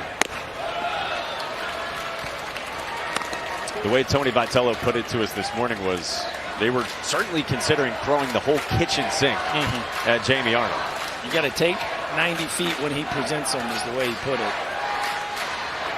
1-2 in the air center field, and Williams got a good jump. He's got room, and the inning is over. Kavaris Tears is the man for Tennessee. 2-run shot cuts this to 3. 9-6 Florida State on day 1 in Omaha to the 6th. Next. Playing baseball because a year ago he was watching the College World Series in the hospital after having a fever for over a month. Doctors originally thought he had mono, and his family kept fighting for him because his condition kept getting worse. He ended up being diagnosed with HLH. It's a disorder which your immune system starts attacking your own body. Once doctors figured out what it was, they were able to put him on a plan to be able to have recovery. And then he started feeling better. Feeling so much better, he was able to continue playing baseball. He would work out 8 hours a day to get his strength back.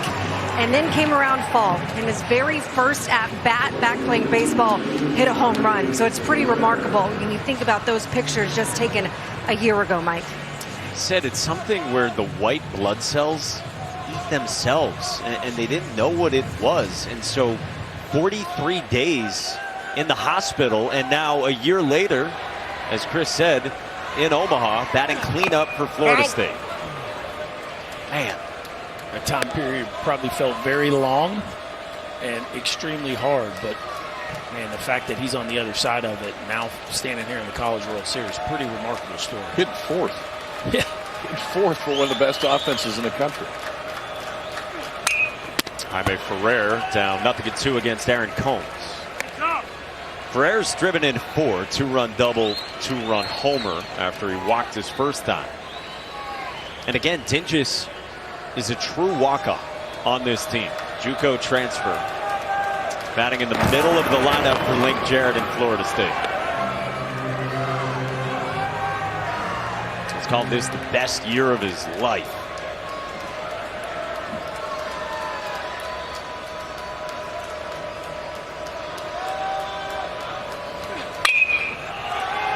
This one skied to right, and Kavaris Tears drifts in to make the catch. Now that is what you want to see from the right fielder. We have seen too many times over the years in this ballpark that ball not be caught by the right fielder. And Kavaris Tears just made that play look easy, and that is right in that zone that often ends up being a very tough play for whether it be first, second, or right field. Tears did a nice job of just owning that ball. Until you get about 40 feet from the fence and right and left, this is a big ballpark from a foul territory standpoint. Yeah. And you can steal some outs if you can take routes like that. I mean, just put your head down, go, and make sure that you're the guy that's got a chance to catch it. This is Daniel Cantu, who's walked, singled, and struck out. Jacksonville native.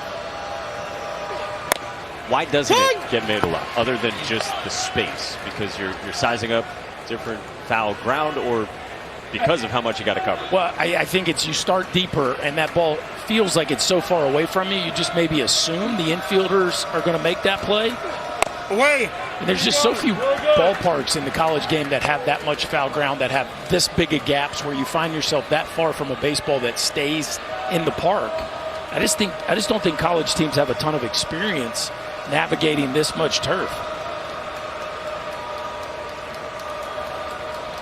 Aaron Combs 1-1. Is struck well center field. Ensley backs up on the move to make the catch. 2 down. Wow. That is a home run in probably 98% of the college ballparks. I don't know them all, but that ball is hit 108 miles an hour with 28-degree launch, which is like the perfect home run conditions. Tell me the 2% that's not. They're out there. They're out there. It's that one and then that other one. There's not going to be another. There's another somewhere one too. That one place. Yep, where the wind blows really hard in from center. In both of their home ballparks, that's a no-doubter. Forget about it. It's probably over the batter's eye in Knoxville. That Polo Grounds shaped one. Yeah, you know that one. In the Sun Belt. You know the one. Oh, what's its name? This is Alex Lodi's. 0 for 2, he's been hit by a pitch. I mean, they are so different. Playing here versus what these teams are used to. What was Frank Anderson saying to us today? That first 10 games of the season, he was counting how many outs were lost because of the lack of foul territory in Knoxville. Then he got frustrated because he was counting so high that he just said, I'm not going to do that anymore. This is pulled on a line to left by Alex Lodi's. Marco Dinges goes first to third, and Lodi's takes another 90. 2 in scoring position for the Noles, up 3. Dreiling does a nice job of cutting that ball off, because if it gets banging around in that corner, again, that run scores from first base. A ball that's absolutely smoked by Lodi's. That's a couple back-to-back barrels here for this Florida State offense. 110 off the bat now. Cal Stark visits Aaron Combs. Weird play there. Billy Amick, for whatever reason, was not at third base. I don't think they had an out, but he got caught kind of hanging out in no man's land, and I don't know if he just didn't think Dreiling was going to get to it or what. Florida State continues to run the bases aggressively.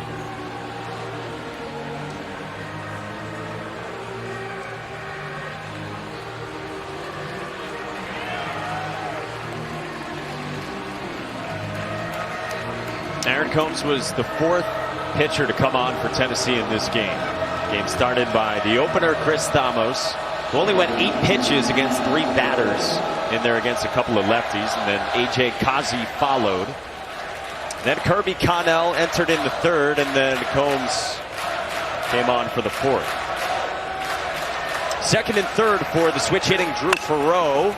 Dubs this one to 3rd, and Amick throws wide, but Burke hung on to the bag, and the inning is over. A little dicey there for Tennessee, but they get off the field. Still a 3-run ball game. Coach Kendall, legendary Coach Kendall. Christian Moore, though, will not face Jamie Arnold again. who departs and gives way to Connor Whitaker. Trusted arm, has started a bunch this year and is third on the team in innings pitched, the junior from Sarasota. 15th appearances, but 9 of those have been in the starting role. So you know that Whitaker can give you some length if you want it right here. It's a low 90s fastball, a lot of sliders to righties, a lot more changeups to lefties. To go right on right against Moore. Nope. Did you expect to see Jamie Arnold this inning? I did. Yeah, I thought they'd try to get one more out of him. After 98 pitches, it's Whitaker who falls behind 2-0. That's what he's going to try to do. He's going to try to sink it. Almost a 60% ground ball rate on that two-seamer. Wants to work down in the zone and then get to that slider for a put away.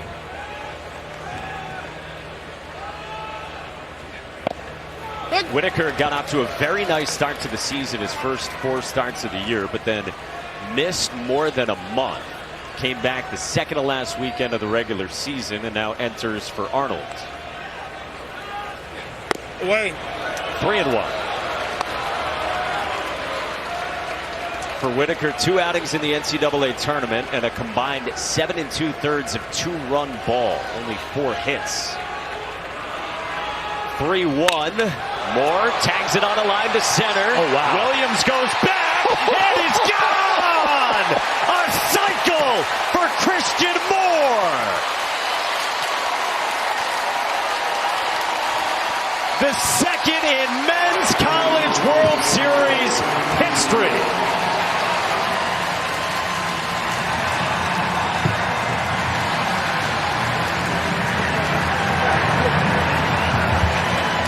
He said he wanted to be a legend.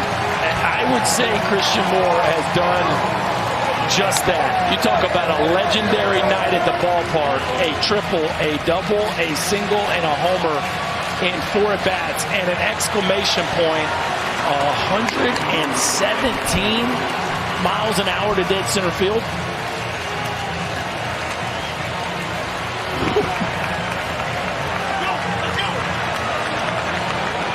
Legendary from Christian Moore. You guys have been coming here longer than me. How many have seen hit like that there? I saw Pete Alonso hit one to center field. That was a time when you didn't think anybody was ever going to hit a ball out to center field, and he did. And I didn't think anybody was ever going to head it out to center field tonight. He hit it 30 feet over the center field wall. 440 feet right there. What wind there is coming in. There's not as much. He's gone down a little bit, but that ball was touched. I don't think I've ever seen a center fielder give up on a ball here in center field. Down. Like Max Williams just stopped running.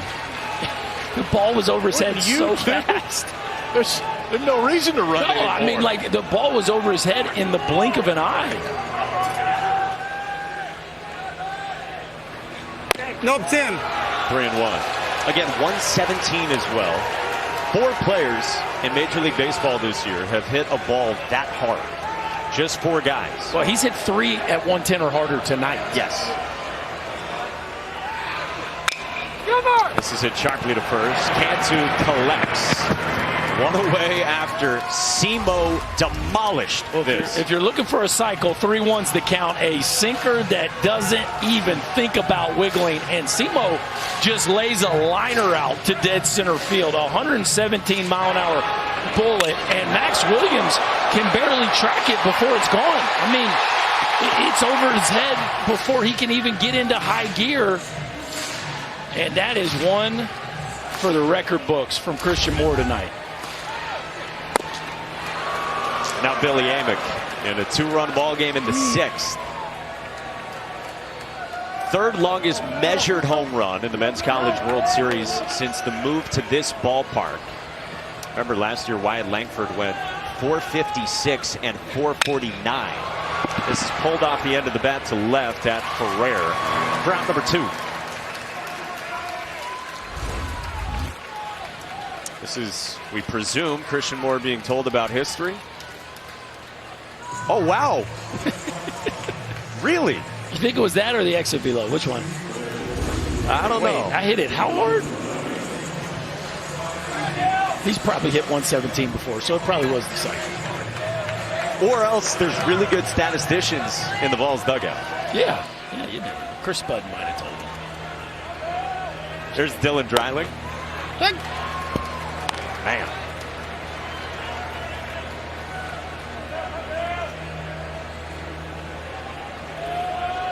Two outs, base is empty. That's bounced in by Connor Whitaker. Ooh, I thought I was wearing that.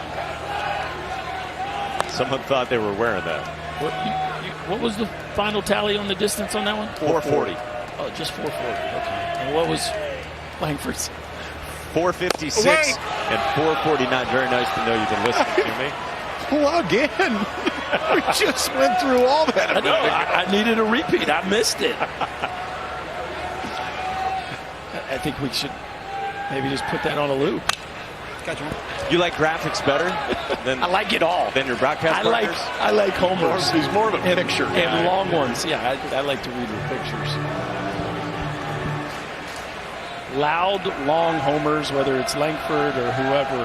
Simo 440. 1956, the only other cycle in case you I did missed catch one that. as well. Jerry Kendall. Okay. I'm with you. How many national championships as a head coach? So good job. 3. Nailed it. Thank you. I said that as well. Somebody said it in your ear.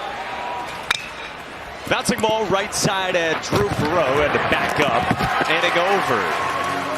Wonder what we're going to break with, guys. Hey, Chris, this ball goes 440 feet out to dead center field. You know what? It's the third longest it's ever been hit at this ballpark. And that completes a cycle.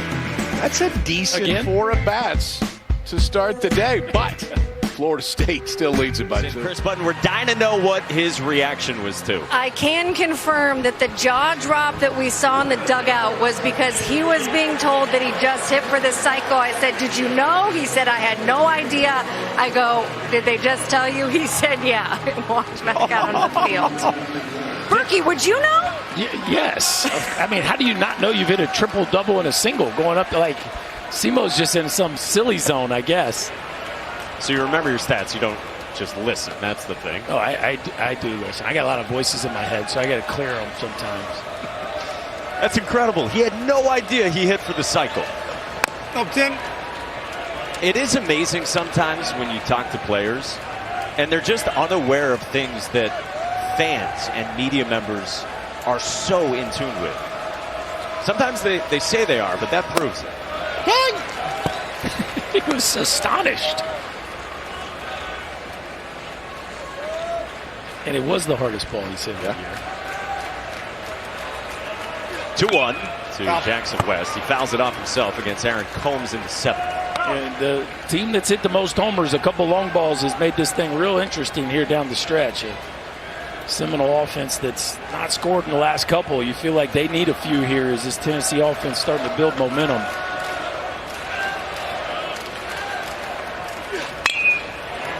Slash foul. And it came against Connor Whitaker for Florida State, using one of their most trusted arms to try to win game 1 against number 1 in the country. Now in the 7th. 2-2 to West, and he lays off. Full count.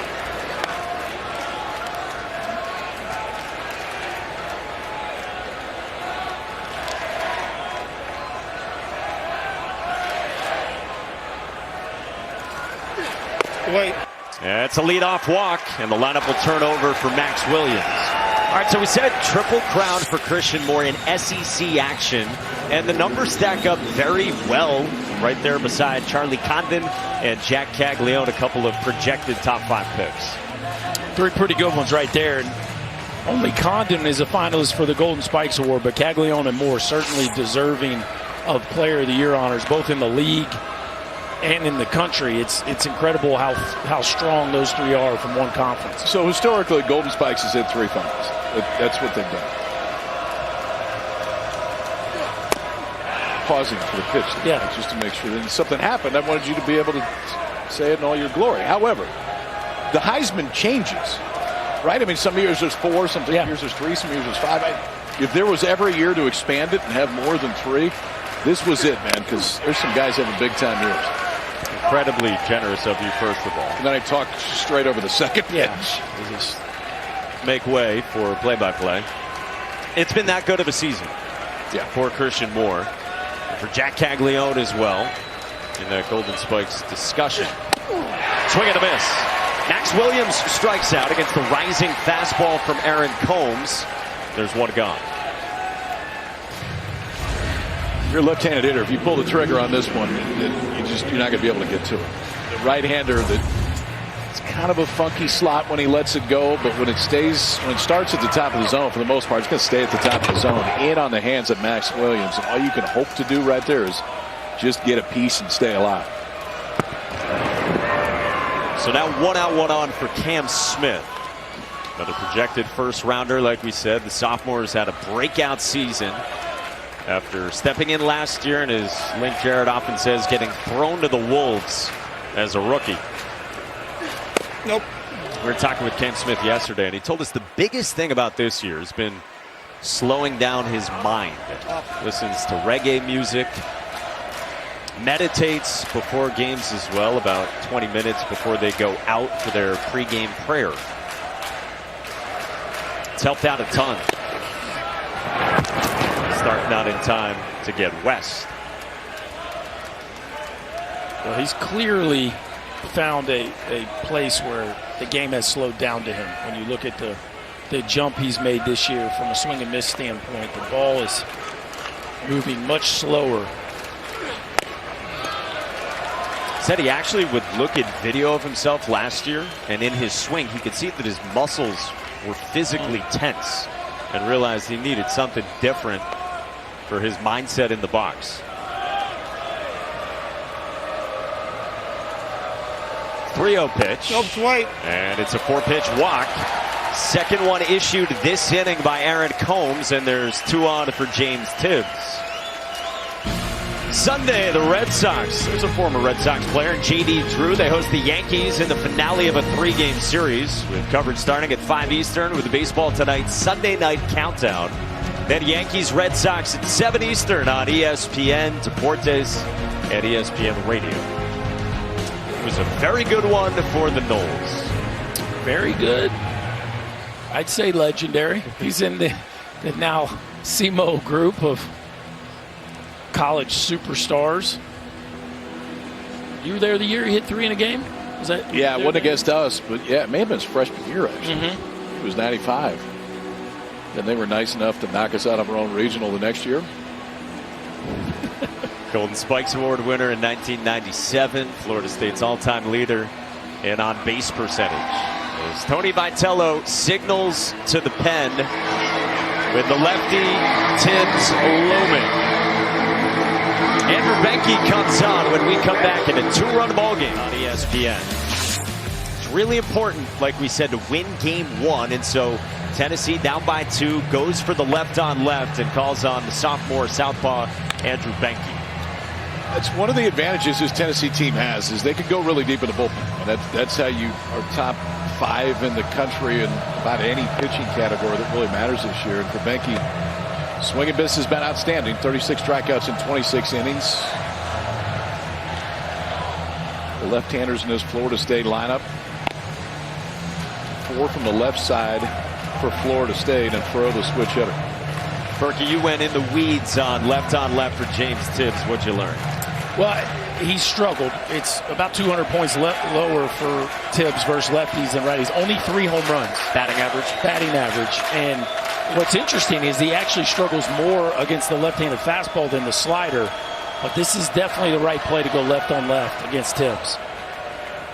First pitch is a slider from Benke to start out to the ACC Player of the Year, and these are the splits. That's pretty drastic numbers right there. Link Jarrett told us today, though, recently the at-bats left on left have been better.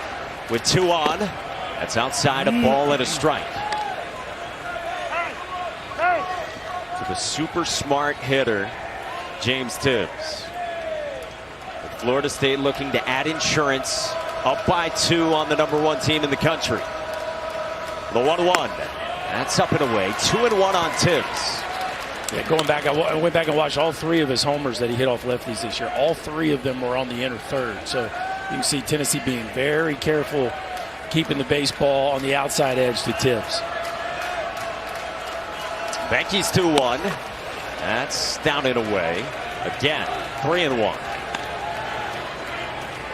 Such good strike zone awareness for James Tibbs. Marco Dinges was telling us he thinks there's just this aura about Tibbs where umpires seem to know that if Tibbs takes it, it was a ball. That's how the teammates feel about it.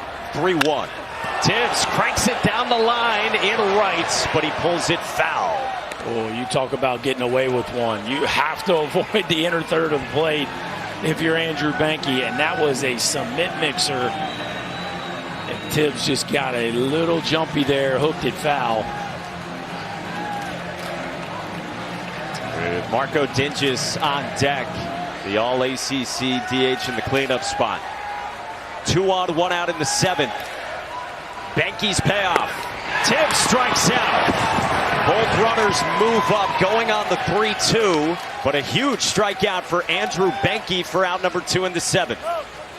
We got away with the hanger and then threw a much better breaking ball, got it to the outside part of the plate. Tibbs, for the second straight time, strikes out, swinging against the breaking ball.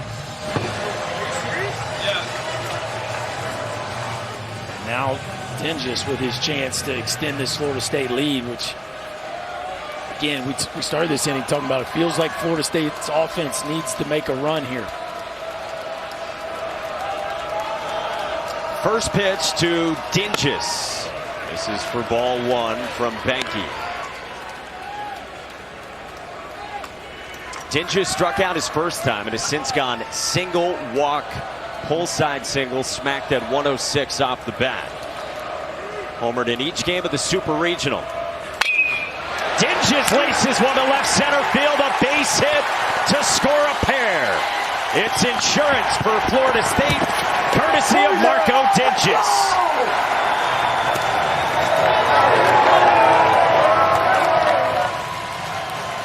I guess they were listening to you, Bert. A couple of walks in the inning.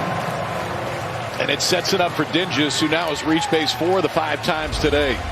3 hits, 2 singles, and then this one. It's a changeup that just gets enough of the plate. And that is the pitch that Behnke wants to go to most against right-handers. He throws it about 60% of the time. If you're Florida State, you know the book. You know you're going to get one if you're right-handed. Dinges got one, elevated enough to drive it to left center field. 2 out RBIs right now to get that lead back to 4. Tennessee squad tried to squeeze another out of Behnke right there. Dinges hitting almost 400 on the year against left-handers. And as you said, KP, just did not give him a mulligan on that hanging changeup. A rocket in the gap. That is the prize transfer this year. Nate Snead out in the Tennessee pen. And here comes Tony Vitello. Tried to get the lefty, one more, like you said, against the righty. But Marco Dinges has just hammered southpaws all season. And he added to the Florida State lead. What a year it's been for Marco Dinges. He's got Florida State up 11-7 now here in the 7th with 2 down.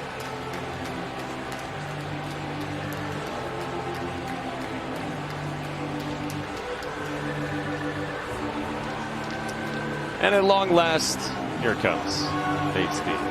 He enters, we exit out of South Milwaukee, Wisconsin. Pretty fastball heavy, and you would be too if you can bump 100. Nate Snead's going to live in the upper 90s, about 75% fastballs. I think it's kind of interesting. Like you would expect to see a little bit more strikeouts based on the inning, just purely based on velocity, but he can really run it up there. Gets Jaime Ferrer to bounce one gently and off the mound. Snead throws him out. Ooh, that was close. On a bang-bang play on the trickler at first. And the inning is over.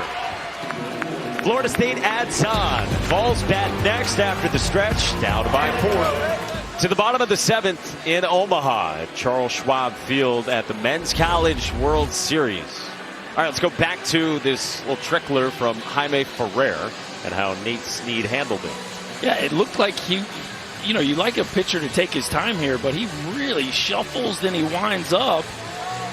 And on the backside of that play, Florida State's going to score if Nate Snead doesn't get this ball there in just a blink. before Jaime Ferrer. Wow, that was close. Get a great look at it there from ESPN Body Cam, provided by Mindfly Technology. So in any event, it stays 11-7. And Connor Whitaker goes back to work. Thank you very much, Jake Woolenhop. Kind enough to wear it down at first. Those are cool looks. You get to see him for the first time in the SEC tournament this year, and big tight plays like that, or guys are sliding back at first on picks. It's a great view of what the guys in blue are seeing out there. Ball and a strike on Hunter Ensley. Singled and scored his last time. And bounces one foul. All right, so if you're Florida State, you rolled out Jamie Arnold, one of the best pitchers in the country, facing one of the best offenses, if not the best, in the country. He got you 5 innings, and now Whitaker worked the 6th, now in the 7th. And he's got a strikeout of Ensley for the first out here in the last of the 7th. Probably want him to take you home. I mean, he can give you a lot of length. Yeah, I mean, I think you probably like him to. If you can save the bullpen. And the one advantage you have the first few days here is everybody knows they got a day off tomorrow. So win or lose, you've got a day off. So if you don't burn anybody that bad in the bullpen, it'd all still be hot for game 2. But we'll see if they would prefer to just save everybody and leave Whitaker out there if he can finish this thing. Kavares Tears cracked a 2-run home run his last time in the 5th to the pull side. What it feels important here, can he cruise through this inning and not get back to the top? Because if you don't get back to the top here for Tennessee, you're probably only got one more crack there with your biggest sluggers. But if Tennessee can extend this inning and send 5 or 6 up there in this trip through, then you get Moore and Burke up, and then you might get them back up there in the 9th, depending on how things go in the 8th. We told you Whitaker had been starting this year. Missed over a month due to injury. Came back right at the end of the regular season. And in the NCAA tournament, it was 4 innings his first time. Then 3 2/3 his second in the Super Regional, where he went shutout against UConn on in relief. And Link Garrett said that was as good as Connor Whitaker's throw. And that outing is why he has the ball right now in this ball game. There's some question on maybe how they were going to go to get it to him, but they just went right to him. His 2-2. Tears strikes out. Back-to-back Ks, and that's 93 up the ladder from Connor Whitaker. And it stays there. It's good arm side run. It's moving away from the left-hander. You can see for Tears, and he's grabbing what looks to be a 2-seamer right underneath that bat. So he gives up the leadoff home run coming into the game to Christian Moore. But now Connor Whitaker is sitting down the next 5 Tennessee hitters.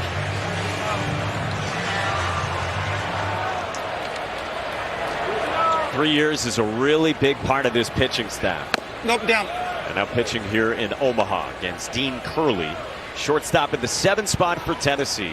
It struck out, grounded out, and walked. Got you. Bouncer to third, foul. Hey now. I like the effort. I mean, sometimes you just got to go make the play. He didn't make the play. Yeah, but you got to give all you got, okay? This College World Series, like, sometimes you don't get it done. Bouncer that stays fair, and Cam Smith on the hop. Wide throw, tough play. Dean Curley is on with 2 outs for Tennessee. We saw this in the opener today. I mean, right in front of home plate, you can get hops like this, and it's another one right here because Smith's playing pretty deep to start. Has to go all the way back, and then this thing just has to be, you got one chance to get rid of it, one hop it over there. And offline enough for Dean Curley to reach right there with a 2-out infield single. Yeah, but it's a huge difference here where that ball takes its first hop. Yes. If it lands in the dirt, it's got a chance to really bound. If it lands in the grass, it's going to decelerate quite a bit. Brings up Dalton Bargo, the Omaha native. Takes a slider for strike. Sophomore transfer from Missouri, who in Game 3 of the Super Regional on Sunday in Knoxville cracked a pair of home runs, as KP told you earlier. Whitaker's 0-1. Cut and miss. Stays with a couple of breaking balls.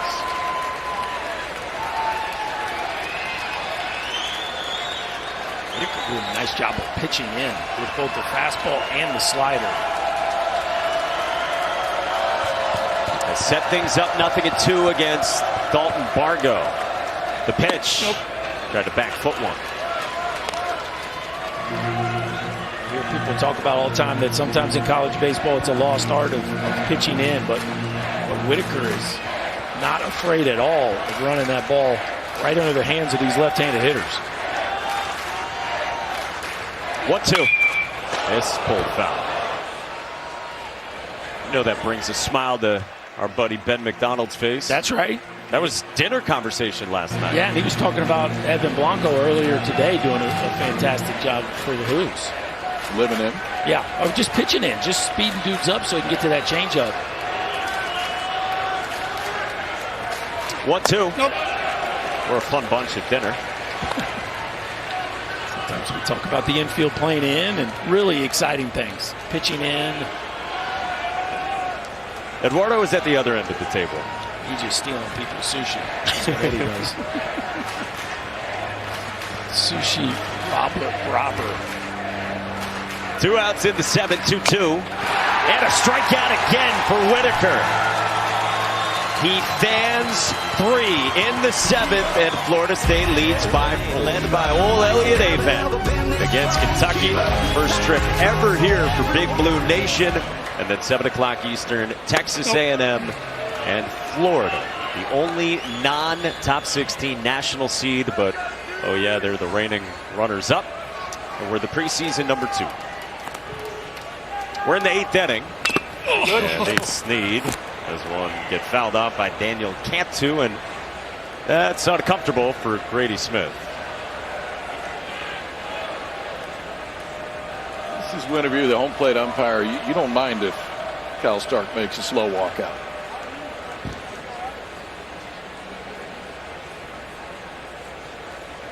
A little grimace. He's not in a happy place right now. Not a lot of words you can offer if you're Link Jarrett.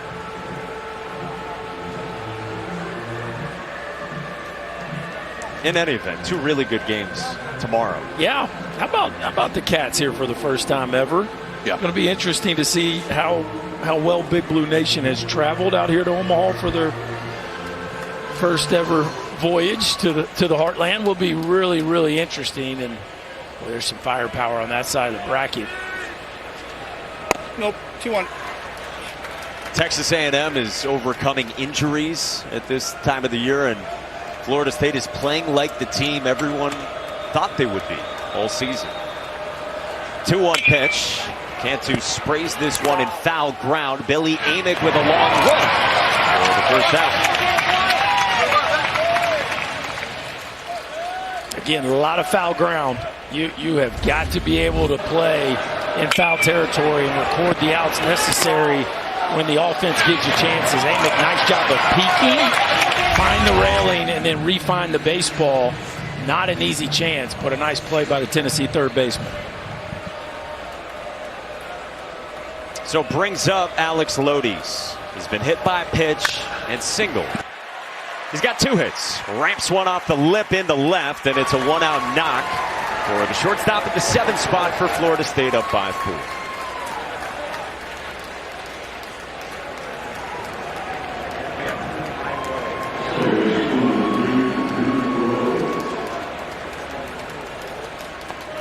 Florida State in its 24th trip, as we said, to Omaha, trying to chase that elusive first national championship. They've got a man on for Drew Perreault. Switch hitting second baseman is 1 for 4 with a single back in the 4th. Coming off the devastation of last year. James Tibbs told us it was hard to look alumni and fans in the eyes with how last year went. Worst season in program history. Got you one. But they have engineered a massive turnaround. Said he felt like he let everyone down. They felt the pressure of that, being the team that ended the streak of 44 straight trips to the NCAA tournament.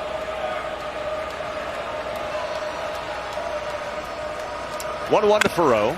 Pulls it foul, 1-2. Well, as great as the streak is, right, this program is built on getting to Omaha and, of course, efforting to win their first ever title. 9-14 all time in opening round games. So they've had their chances. We talk about how important it is to win game one. They're below 500, but still 9 separate times. They've been in that winner's bracket to start. It shows you how hard it is to win it even from them. It is, but there may be 6 teams total that have 9 opening round wins in the College World Series ever. Incredible. 2-2. Swing and a miss. Ferreau strikes out for out number 2. And we told you how important it is, if you weren't with us earlier, to win this first game with the structure. And in the past 42 College World Series, only 4 teams have lost their first game and gone on to win the national title. Hard to do. Just a lot of ball against the toughest competition in the country. And it's a yard that rarely allows for your offense to outslug the opponent when you get to the back end of your bullpen because of the innings necessary to come out of that loser's bracket. Nate Snead facing the 9-man Jackson West. Think about it from the Tennessee side as well. Last 3 trips here, who they have faced in their first games of this tournament. Yeah, they face Andrew Abbott, Paul Skeens, and tonight Jamie Arnold. And you look what the offense did against Jamie Arnold, like put up 6 runs. 0-2, and West pops this one up foul. That 6 runs ties the most that Jamie Arnold gave up this year. And he started. They walked 4 times. He hadn't walked anybody more than 3 times once this year. Hadn't walked anybody 4 times. So they put as much pressure on Jamie Arnold as any offense has this year. In a tough environment. But it was the defense from the jump that put this team behind the 8 ball. Nope, it's right. Backdoor breaking ball just missed. Free passes and not turning outs into outs is a bad formula to win any ball game, but especially the College World Series against an offense as talented as Florida State. They hung a half dozen in the 3rd. Tennessee has committed 3 errors and issued 7 walks and has hit a batter. 1-2. West resists and Lodi's strikes second. Moves into scoring position with 2 outs here in the 8th inning.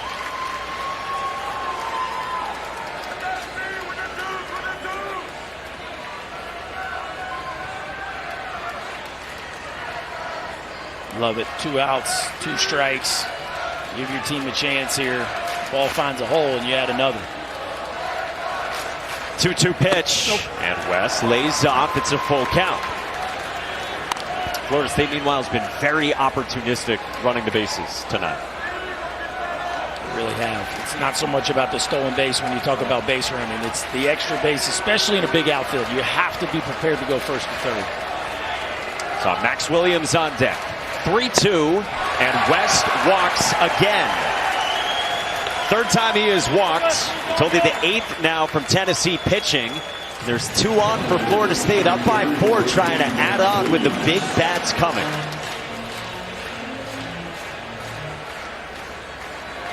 And here is the Alabama transfer, Max Williams. Singled his first time, and again in the 2nd. Against Snead. I got to reload now. Max Williams is from a Florida State family. His brother Jake and his sister Danielle both went to school in Tallahassee, were Knowles. He said it was always my family's dream for me to play at Florida State. Wasn't a starter to open up this season, but his surge late. Pulls this one on the ground, and Burke handles the hop, flips to Snead, who made the catch in time. Inning over. Florida State leaves a couple, but leads by 4 in the 8th inning in Omaha. This game, but Christian Moore has made history with only the 2nd cycle ever. The Men's College World Series, and the other was back in 1956. Connor Whitaker only faced 1 above the minimum in the 7th, and that might be important here for how many times you got to deal with Christian Moore the rest of the way. Yeah, so you get Moore here 2nd in the 8th. And again, if Tennessee's going to win this game, they're going to have to send a bunch of people still to the plate. But I think only facing one above the minimum in the 7 sets him up where he could potentially get to the finish line of this ball game with only running through the top of the Tennessee lineup one more time. Before Christian Moore, it's Cal Stark. He walked his first time and has since popped down foul ground to first and had a fly out to center. Against Connor Whitaker at 36 pitches, starts out with a breaking ball for strike 1.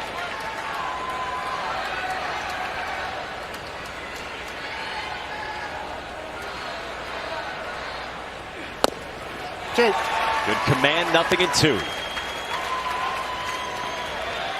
Connor Whitaker has said, in my 3 years with Florida State, I have seen quite a bit. And I've been in a lot of roles. He's trying to be the finisher tonight for Florida State. Swing and a miss. 4 strikeouts these last 2 innings for Whitaker before he faces Christian Moore, and it's tonight's Capital One rewarding performance. Boy, hard not to go with the guy that hit the first cycle here ever at Charles Schwab Stadium. It has been a laser show, and the reaction just caps it all off.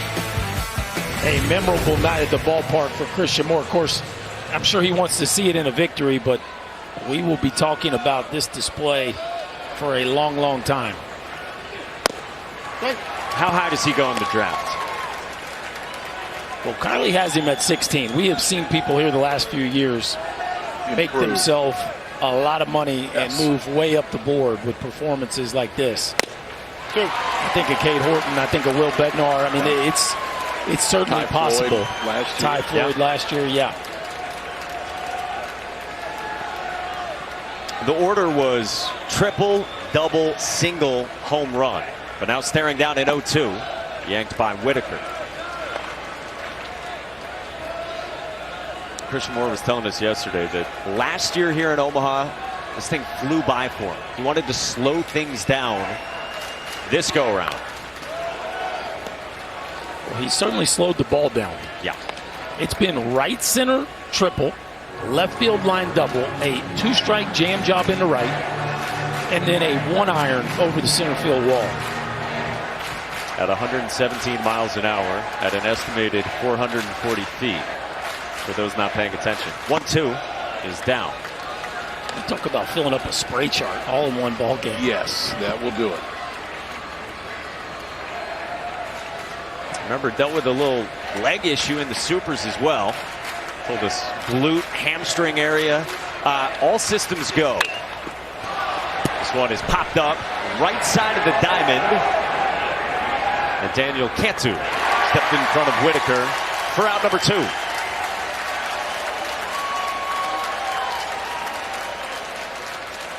Boy, this role has seemed to suit Connor Whitaker. Yeah, and I know he's filled multiple roles and was a starter at the beginning of the season, and what he has done tonight is take the air out of this place. I understand that Moore goes deep for the home run to start it, but other than that, it's just a 2-out single. He struck out 4. And he's allowed, at least to this point, Florida State to save everybody else in that bullpen. And no free passes, right? You don't help him. Now Blake Burke, first pitch swinging, fouls it away. Big bopper for Tennessee. Blake Burke, the first baseman, as a blue run scoring single. Reached on an error and is walked as well. Grounded out against Whitaker back in the 6th. Connor Whitaker is roommates with James Tibbs. They've had a lot of conversations over the years about how they wanted to be the next Florida State Omaha team. They're here, and he's been sturdy in relief of Jamie Arnold.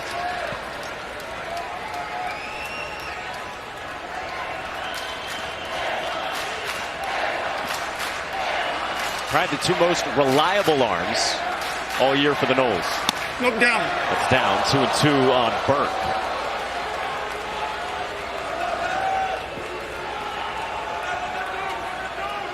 Freshman All-American 2 years ago. His last 2 years, a starter and a reliever. It's 2-2. pulled past Burrow into right field, a base hit on a bullet from Burke, and a 2-out single. So Tennessee down by 4 in the 8th inning. He keeps his barrel in the zone about as good as anybody in college baseball. I mean, even when it looks like he's out in front, he's beat a little bit. And this ball's at least outer half. It may be more than that. He just goes out, barrels it up, hooks it to right field. He's gotten so much better as a hitter. Power we've already seen. We saw it freshman year. The power's there. It's a lot tougher out than it was. Now to the 3 spot, Billy Amick. 3 flyouts after he walked back in the first. First pitch swinging, skies this one in foul ground. Cantu gives it a look, but that's into the seats. Yeah, crazy number on Blake Burke. Only 6 doubles last year. 28 this year. So, you know, the three more home runs this year is not maybe a drastic jump in today's game with his power, but you talk about a much more professional approach. It just shows you how many more balls he's squared up and how the thought process, the approach has changed, and the fact that it's not just an all or nothing approach. He's really become a professional hitter this year. With Burke on for Amick. Nope. It's up high. Had some funky doubles totals out of the SEC last couple of years. You've been talking about Jack Caglione all season. Yeah, he went most of the regular season with 3. And he's doubled that now in the postseason. Filed under statistical oddities. Pop foul 1 and 2 for Whitaker against Amick. With 2 outs here in the 8th inning. Sounds like we had a great catch there. And Selly. Well done. Well done. Gator fan in the house. Will advance scouting. Whitaker's 1-2. And on the hands of foul.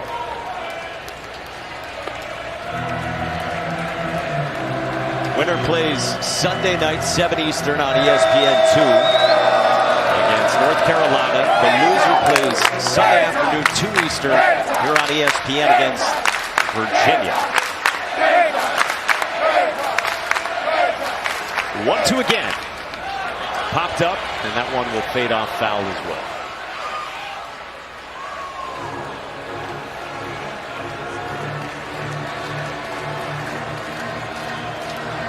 Packed house here at Charles Schwab Field on day 1 on this Friday night at the Men's College World Series.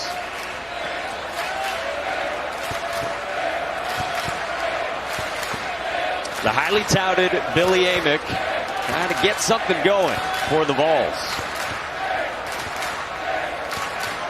Another 1-2. Nope, it's right. He's outside. Pretty good spot, pretty good take right there. Right at the last minute, his slider falls off the plate, but a good job by Amick to follow it all the way into the glove and take what was a really good 1-2 pitch, but a ball. And now Connor Whitaker's 2-2. Bouncing ball. Smith charges, bare hands, and no play. Tennessee's got 2 aboard with 2 out here in the 8th inning. Very good decision right there by Cam Smith. That's one of those where your adrenaline can get pumping and you maybe try to make a hero play, end up throwing it down the right field line. Cam Smith thought better of it, put it in his back pocket. I think the only thing that you potentially do there is let it go. Yeah. Just to see if there's any way, because you're not going to make a play. And maybe it catches the cut and it shoots it foul and you got a chance, but Amick's running the minute that he makes contact there. Not 2 straight 2-out hits for Tennessee here in the 8th. For the first team All-SEC, left fielder Dylan Dreiling in the cleanup spot. Highly regarded draft-eligible sophomore with 2 on. Away. First pitch is outside from Connor Whitaker. Dreiling had singles his first 2 trips, and since then has gone strikeout, ground out. That was against Whitaker. And the lefty, Brennan Oxford up. That's on the back door for a strike.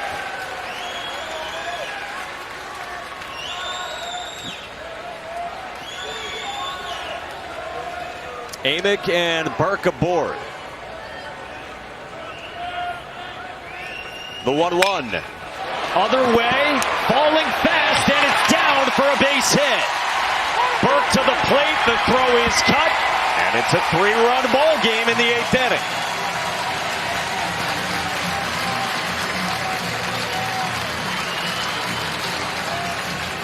Well, it wasn't more this time, but the top of the order for the Volunteers continuing to produce at a very high level. Dylan Dreiling with his second RBI knock, and look at him go off the plate to hit that one, KP. That ball's a good 3 or 4 inches off the edge. You got to use the whole bat to be able to come up with hits against plus stuff. And Dreiling, Christian Moore winding them home, and the Vols are hanging around here in this one. Christian Moore's just wanting one more at bat. Just figure out a way to get it back to me at this point. What looked to potentially be a quick 8th inning here. Now back-to-back singles with 2 outs for Tennessee, and they're back within 3. This is kind of what we talked about too. Can you position yourself where the top gets back up again in this ball game? And a 2-out rally here has certainly made it interesting for the last 4 outs for the Seminoles. And if you're Tennessee, it's hard not to be thinking at this point that what could have been defensively plays early in this ball game. They've committed 3 errors, and the ball's kind of got kicked around in all corners of this ballpark here tonight. So it's the 5 spot, and the 4th-year junior Hunter Ensley, the center fielder, who singled in the 5th in a 1 for 4. It's been pretty good this season, right on right. With 2 out, first pitch. Little squiver, and Whitaker snares, and the inning is over. Connor Whitaker limits the damage and sends Florida State to the 9th inning ahead by 3 on number 1 Tennessee. On day 1, the College World Series. Always you can get KP on the ESPN app. 9th inning, 3-run Florida State lead with 2, 3, and 4, starting with Cam Smith against Nate Snead. 2 walks and an RBI triple for Cam Smith. They're in his first taste of Omaha. Florida State back here for the first time since 2019. Meanwhile, Tennessee here for the 3rd time in the last 4 years.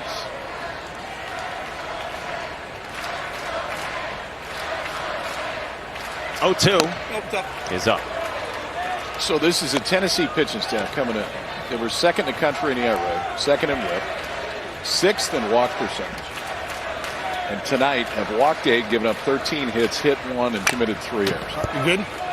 And on a night when you knock Jamie Arnold out after 5, and he gives up more runs than he has all year, and he walks more than he has all year, that's one you got to win. Yeah. Because that one's not going to happen very often. I give Florida State credit because it's offensive pressure that creates. Yeah. I mean, it's you can't just pump fastballs to these guys because of what they've been the entire year. And the scouting report is not an easy scout against this Florida State offense at all. They can slug too. These big bats have proved it throughout tonight. That's Sales. Breaking ball that slipped from Snead, 2-2.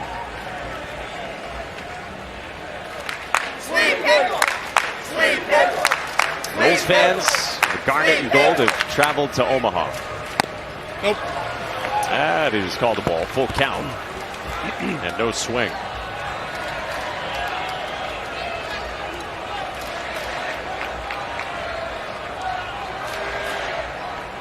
Three-two. Nope. And that misses as well. Couple of close ones from Nate Snead. And Cam Smith works a leadoff walk. 3rd free pass he has worked tonight.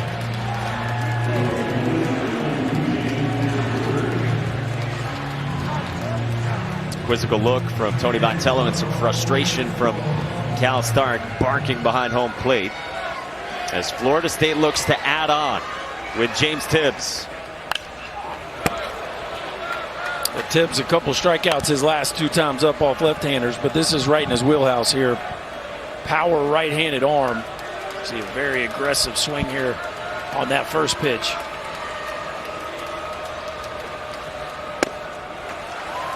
.97 up and away. You said it was a huge game for James Tibbs in the Super Regional Game 2 against UConn with 3 home runs in a 5-hit performance. That's a strike, and it's 1-2.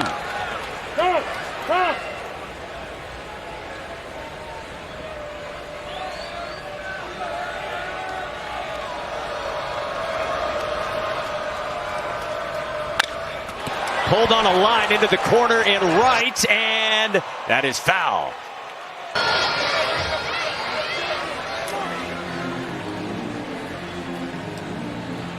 You said it earlier, KP. This place has a ton of foul ground, except for about 40 feet to the line, all the way to the wall. And this thing doesn't have much room to miss by, but about 3 feet. Ball just hooked a little too much on Tibbs.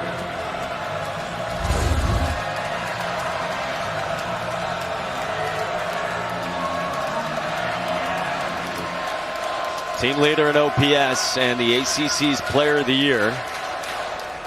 Waits on a 1-2 from Nate Snead. Here it is. Got a piece of that foul right at home plate off himself.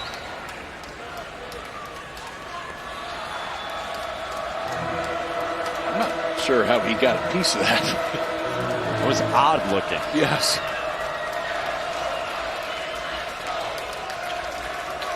With Cam Smith aboard for him, and Florida State up 3. He strikes out. Snead gets a big first out here in the top of the 9th. Snead has that cutter that it almost acts as a rise ball when it's on that side. It holds plane, and it's not quite as hard, but that's what this is. He's just getting around a cutter that stays right there, and you don't see too many pitches like that. But elevated in the zone, he gets a lot of swing and miss, and over the course of the season, it's above 36% on that pitch right there. So it doesn't necessarily need to be in on the left-hander's hands. That was out away and elevated. Tibbs swung through it. Nope, stop. So he's the first down in front of Marco Dinges. Big day for Dinges, the JUCO transfer with 3 hits, couple of RBIs and a walk as well. Skies this one in foul ground, and Blake Burke at the railing puts it away for round number 2.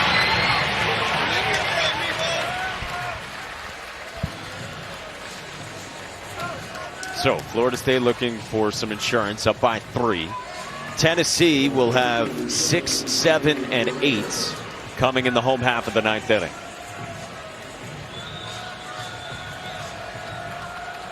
And judging by Florida State's bullpen activity or lack thereof, it looks like it's Whitaker. To finish it out, this is Jaime Ferrer. 2-run double in the 3rd, 2-run homer in the 4th, and a walk as well.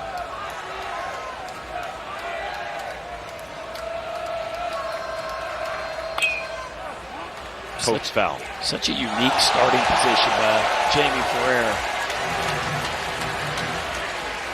What we got here, ball?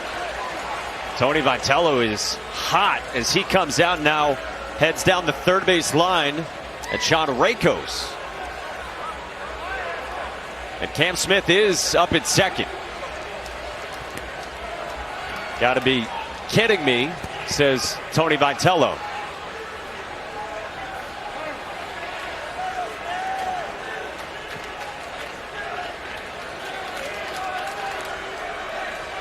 Saying that's unbelievable.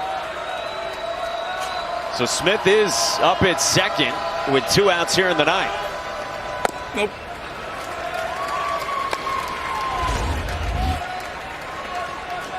Let's see where they got him. It was a balk, and you can see the reaction of Smith on first base. He heard it. I don't know if it was called by Linus Baker at second base or Sean Rakos at third.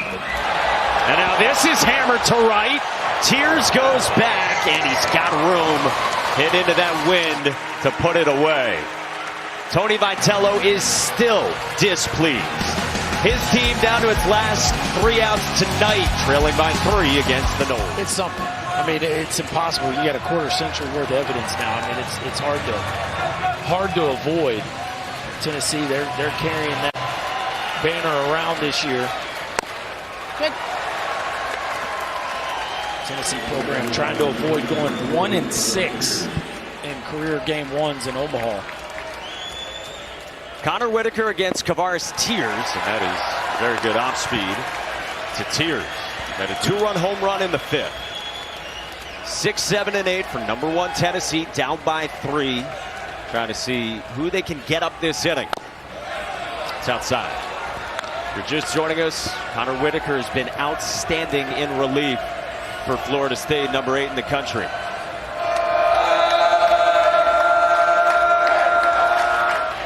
Three innings following the starter, Jamie Arnold. In the air, center field. Diamez Ross into the game, goes back, spins around, and can't make the catch. Tears rounds second and is at third to begin the ninth.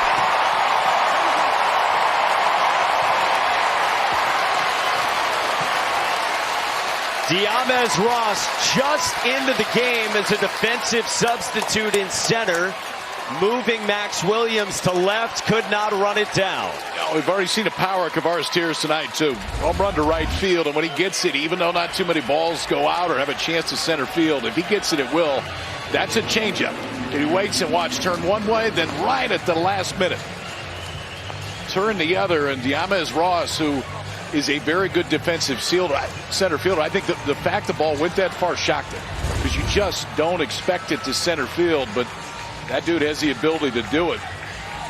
Tennessee in business out here now with the leadoff man on third base to start the ninth. Diamez Ross has started a bunch in his 2 years in Tallahassee and was the starter to begin this season. Ended up tweaking his hamstring, and then Williams took over. They wanted Ferrer's bat obviously in the lineup, but they pull him from left field defensively here. And Ross gets greeted by Kavaris Tears with a triple to start things in the bottom of the ninth. And now Dean Curley, true freshman from California, right on top of the plate, watches strike one. Strikeout, ground out, walk, and infield single for the 6'3" rookie. No, it's white. Ball and a strike.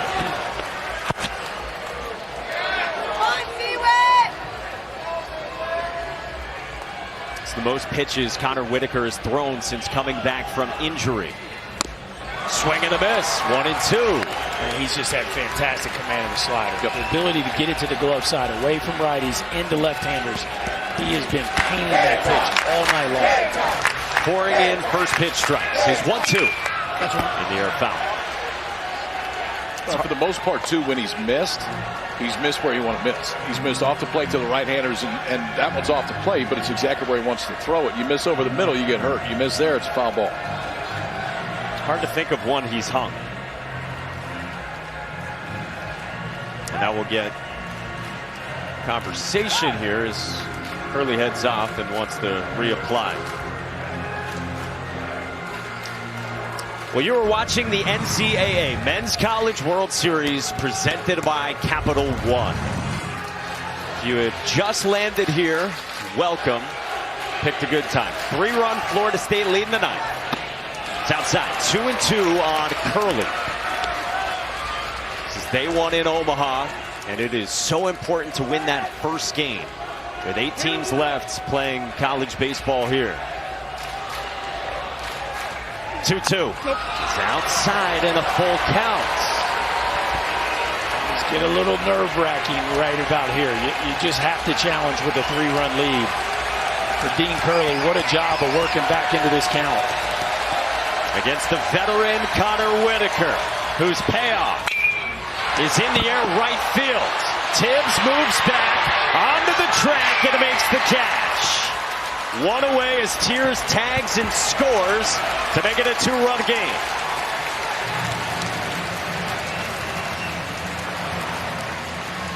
That right there is back-to-back home runs in Lindsey Nelson, but we're not there right now. And that just goes as a sac fly. If you're Connor Whitaker, you will take that. You got one out, nobody on base. Heck of an AB by Dean Curley, and a ball he hit really, really well. But that one comes up about 10 feet short. About a month ago, Connor Whitaker came back from injury, and the most he had thrown was 61 pitches since. At 72 tonight, and with a lefty looming in Dalton Fargo, the fifth-year senior Brennan Oxford will answer. Last year. Here's Brennan Oxford, fifth-year senior from New Hampshire. He's pitched a ton in his career, and this has been far and away the best season of his 5 years in college baseball. He's been their best out of the bullpen and the most consistent. The left-hander comes on as Dalton Fargo was due up from the left side. It looks like Tony Vitello will go to his bench and bring a right-hander up. But for Oxford this year, it's primarily fastball slider. That's essentially it. The slider has been a better swing and miss pitch against lefties, but he'll still throw a ton to righties. Fastball will be into the low 90s. On a night where Christian Morris hit for the cycle, he is hoping it gets back to him. It's the 8th spot in the lineup. Cal Stark would follow. And then Christian Moore. Pinch hitter is indeed coming for Tennessee, and it's Cannon Peebles. Very highly regarded transfer from NC State, where he was excellent last year. Has been part of the crop, getting chances for Tennessee down in the lineup, and comes out here. Against Brennan Oxford. Swearing and pulling back and watching the breaking ball miss. Oxford this year, 25 walks and 52. And you know the approach right now. If you square to bunt, you're not bunting. They're just taking one and force him into the zone right away. And that's a career low walk rate for him. And his first two are out of the zone. A little bit surprised when you see him square to bunt with the first pitch. Just pump a fastball with it. Let's get strike one. If he's doing it with the first pitch, you know he's taking. Peebles squares. There's the fastball, but it's up, and it's 3-0.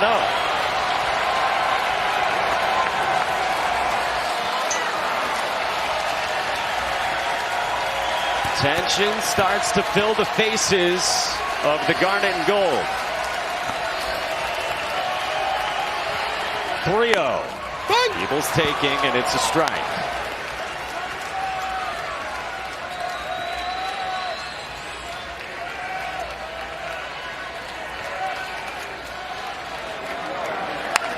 Here we go. 3-1. Swing and a miss and a full count on Cannon Peebles.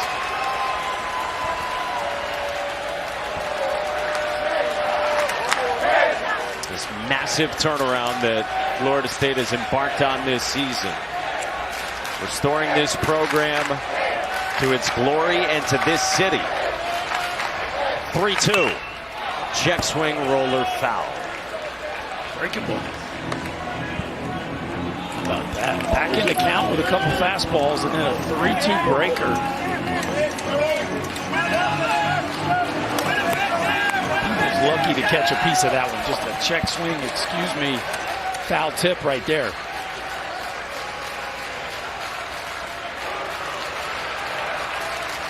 Payoff pitch. Back foot and it missed. Tennessee brings the tying run to the plate here in the bottom of the 9th inning. Bring the tying run to the plate and bring Christian Moore on deck.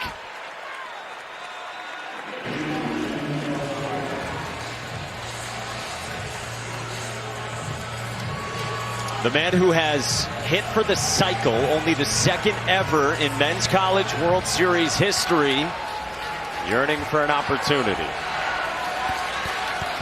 Cal Stark is the veteran catcher in the 9th spot. 0 for 3 with a walk.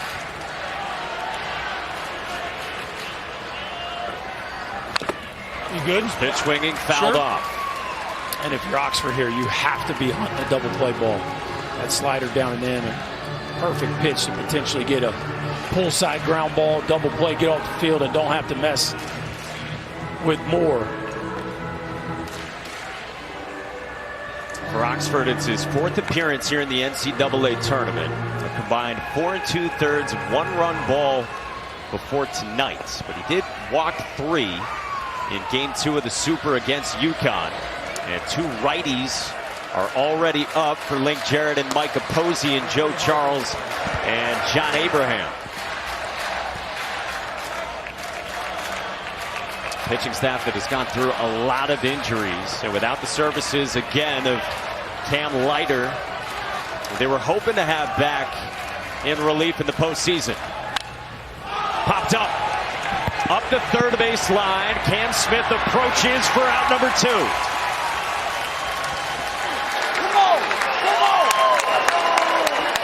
And the stage is set for Christian Moore. So locked in tonight that he had to be informed by his teammates that not only was it the second cycle here in College World Series history that he's hit for the cycle. He didn't even know. Now let's see if it is Oxford that gets the opportunity to pitch to him. But talked about wanting to be a legend. He's had a legendary night. Wow, would this be one more moment to add to it right here? Brennan Oxford, very good left on left. He's still been solid against righties, who have been held to a 784 OPS, right around the national average. Moore represents the tying run. Wait. First pitch away. Fastball right there, but to the first 2 hitters that Oxford faced, both on the right-hand side, it was pretty slider heavy. And that was the one he was most comfortable with. That time misses with a fastball to go 1-0. And Moore has really pounded breaking balls this year in a way he did not last season. The 1-0. That is down on a breaking ball, 2-0.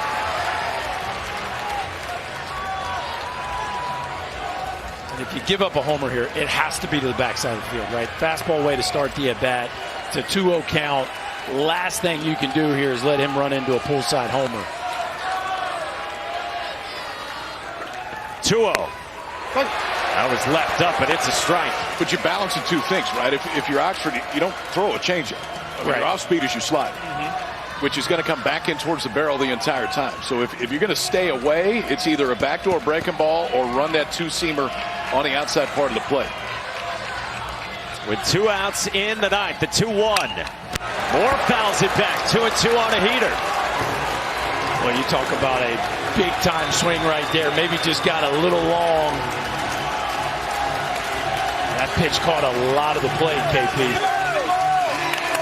Looked like Christian Moore just said, that's fine. That's fine. In a 2-strike, 2-out hole in their opener in the Men's College World Series. Florida State trying to get to the finish line.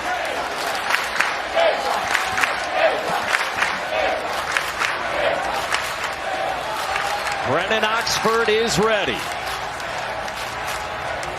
With a 2-2 to Moore. He's come back with a couple of fastballs against Christian Moore. I mean, this is what it's all about, right? You got one of the best players in America as the tying run with 2 outs in the bottom of the 9th. Are you not entertained, Mike Monaco? Is this any fun? Game 2 on this first day that started with a walk-off from North Carolina. Now pressure packed in the bottom of the 9th here in Omaha. Brennan Oxford sets 2-2 again, and Moore lays off and located by Jackson West. It's a full count with Blake Burke, another superstar slugger for Tennessee, on deck. That's just a big-time take. I mean, you know Christian Moore wants to tie this thing up, but to put on the brakes there late on a really good breaking ball shows that he's still seeing the ball very, very well.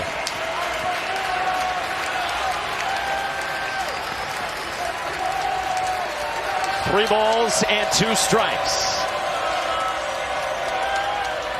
The payoff. Moore laces it to left field. That's a fair ball into the corner. Peebles races to third and stops there. And the tying run is in scoring position.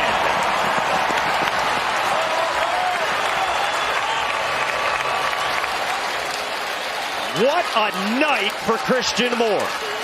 Yeah, and if you like 5 for 6 with a couple doubles, the cycle, and a homer, and I tell you, Oxford's lucky this one got back to him. That is a hanging breaking ball to the hottest hitter on the planet right now, and just another rocket to add to the laser show from Christian Moore here tonight. And now Tennessee brings the winning run to the plate.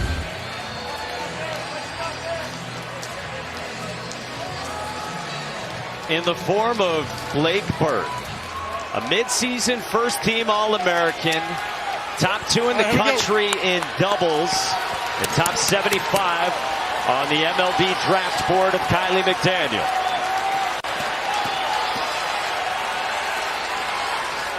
Left on left with Brennan Oxford with 2 outs in the bottom of the 9th. First pitch is up high with a heater, ball 1. So you got first base open right here. I know it's left on left, but for Oxford, that slider against lefties this year, the swing and miss percentage is above 60%. If you're Blake Burke, you are going to see sliders at some point in this at-bat. 1-0. There's the first one, and it missed inside 2-0. We talked about his growth as a hitter. Some of that growth is the ability to hit the ball out the other way. He doesn't need to pull it to run it out. It's a great matchup. You got a really good idea what Oxford's going to do, and he's probably going to go with his best. 2-0. That's a strike. You know, it's interesting, guys. I'm looking at this outfield from Florida State. They're not playing very shallow. I know 2 doesn't beat you, but they're not in a position to throw anybody out. It doesn't appear from the outfield. 2-1. That's a strike with a slider, 2-2.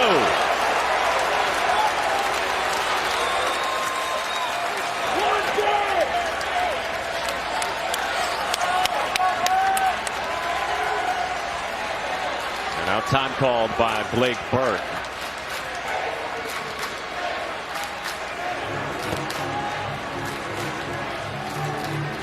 In a pressure-packed spot on day 1 of the Men's College World Series. Tying run at second against Brennan Oxford, the 5th-year senior.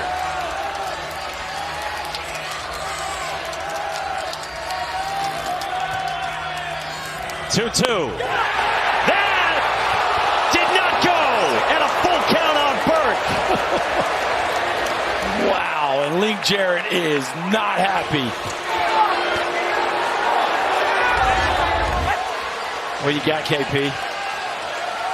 That's close enough to be a 50-50 ball there. The first time I saw it, I thought he absolutely went. But you look at it in slow motion, and you can understand it either way. I'm fine with a no swing. And now a 3-2. And after taking his best breaking ball, he got a mistake right there and just missed it. And I'm with you, KP. Live, it looked like he went, but the replay was certainly anybody's guess.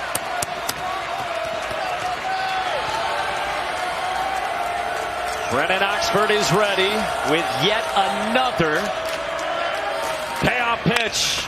Burke back up the middle, a base hit into center. Peeble scores. Moore behind him. We're tied.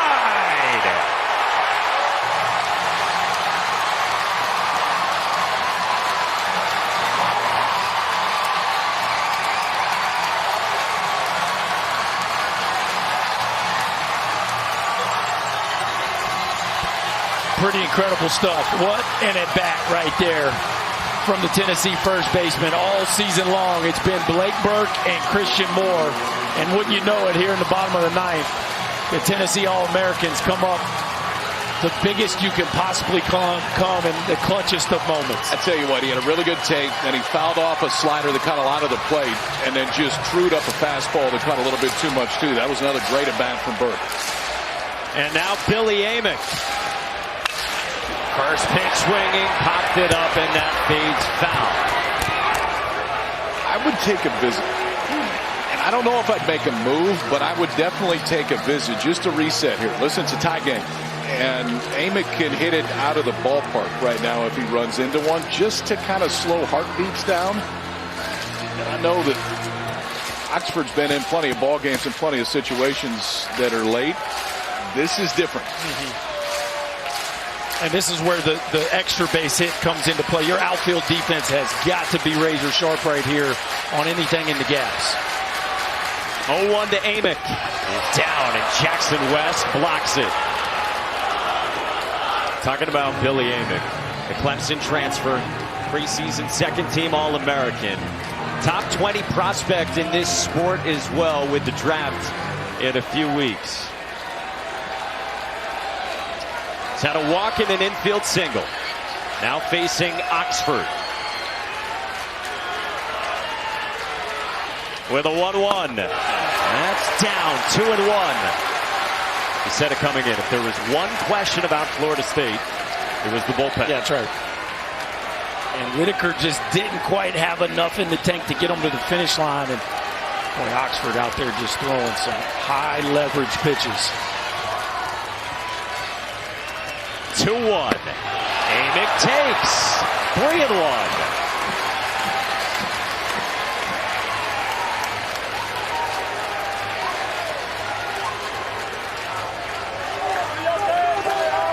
Tennessee doesn't have a walk-off win this season. 3-1. Amick pulls it into left field, a base hit. And now the winning run's in scoring position in the form of Blake Burke.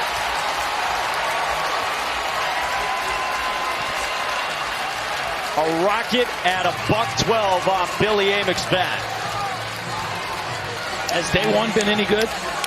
Man, walk-off winner in game one, and we got the winning run in scoring position here in game two. Doesn't it kind of feel like we got a week and a half of this ahead of us? I mean, I don't ever remember a year where you could make a real argument for all 8 teams to have a chance to win it until now. You absolutely can, and day one has shown you that you sure can for the first 4. We talked last year at this time about the Men's College World Series being maybe the best ever with what we saw last year. 2024 would like a word. They have tied it, the #1 national seed against #8 Florida State in this heavyweight showdown, in a game where we've had so much scoring in a way we never see in this ballpark at the Men's College World Series. I mean, we committed this, and we know we got 2 of the best offenses in the country, but Jamie Arnold has been outstanding for Florida State the whole year, and Tennessee's offense showed you why they can change some things on the other side. Connor Holtz comes on, a left-hander, to try to get the left-on-left matchup. I assume they're going to stay with Dreiling from the left side. You're going to see a whole lot of curveballs, and it's about 80% of the time against lefties. You know that's the book if you're Dreiling. Honestly, if he beats you with a fastball right here, I think you tip your hat. But for Holtz, it is curveball heavy. When he goes to the fastball, we'll get to about 90 miles an hour. Okay. I understand it's a little bit different situation, but if you know you're going to get a bunch of curveballs, do you make him land one first? Or you take him one like Peoples one was to start the inning? No, I think you're just sitting on it. Like, I mean, it's 70% breaking balls overall from Holtz. So I think you trust Dylan Dreiling to be able to discern a breaking ball that he wants to swing at and one he wants to take. But they got the same report we do. They know how heavy the breaking ball is. And if you're Holtz, the question is, you know, do you even show a heater just to try to get him off of it? Dylan Dreiling's got 3 hits in this game. 2 of them have come against lefties. He's been almost identically as good this year against lefties as righties. He's been split proof. 11 all, bottom of the 9th, 2 on, 2 out. And Connor Holt's first pitch is a breaking ball, and it misses. Right on the fringe for ball 1 to Dreiling. Sophomore from Kansas, was first team All-SEC in a full-time role for the first time this season. The 1-0 in the air, left center field. Ross on the move, won't get there. Tennessee walks it off.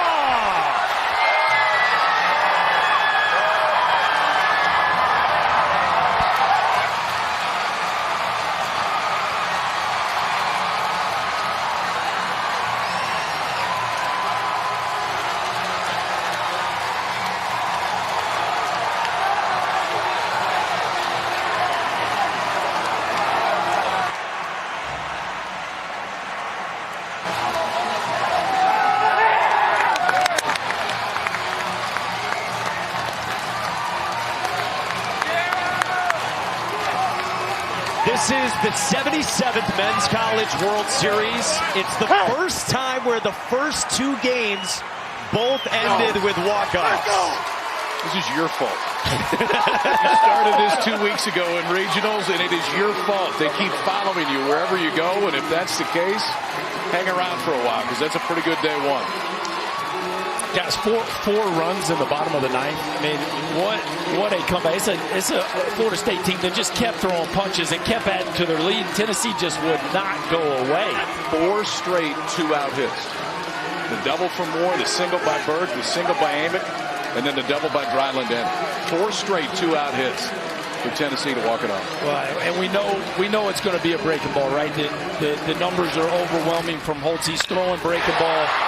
Dryland sitting on a breaking ball that's up and out over the plate. The outfield just maybe a touch drawn in because the game-winning run being in scoring position, and that's just a no-doubter. The second it leaves Dryland's bat, Ross can't get there. And you talk about the top of the order delivering double, single, double from the top 4 hitters in Tennessee's lineup. Unreal. Tennessee's first walk-off win of the season, their first in the Men's College World Series.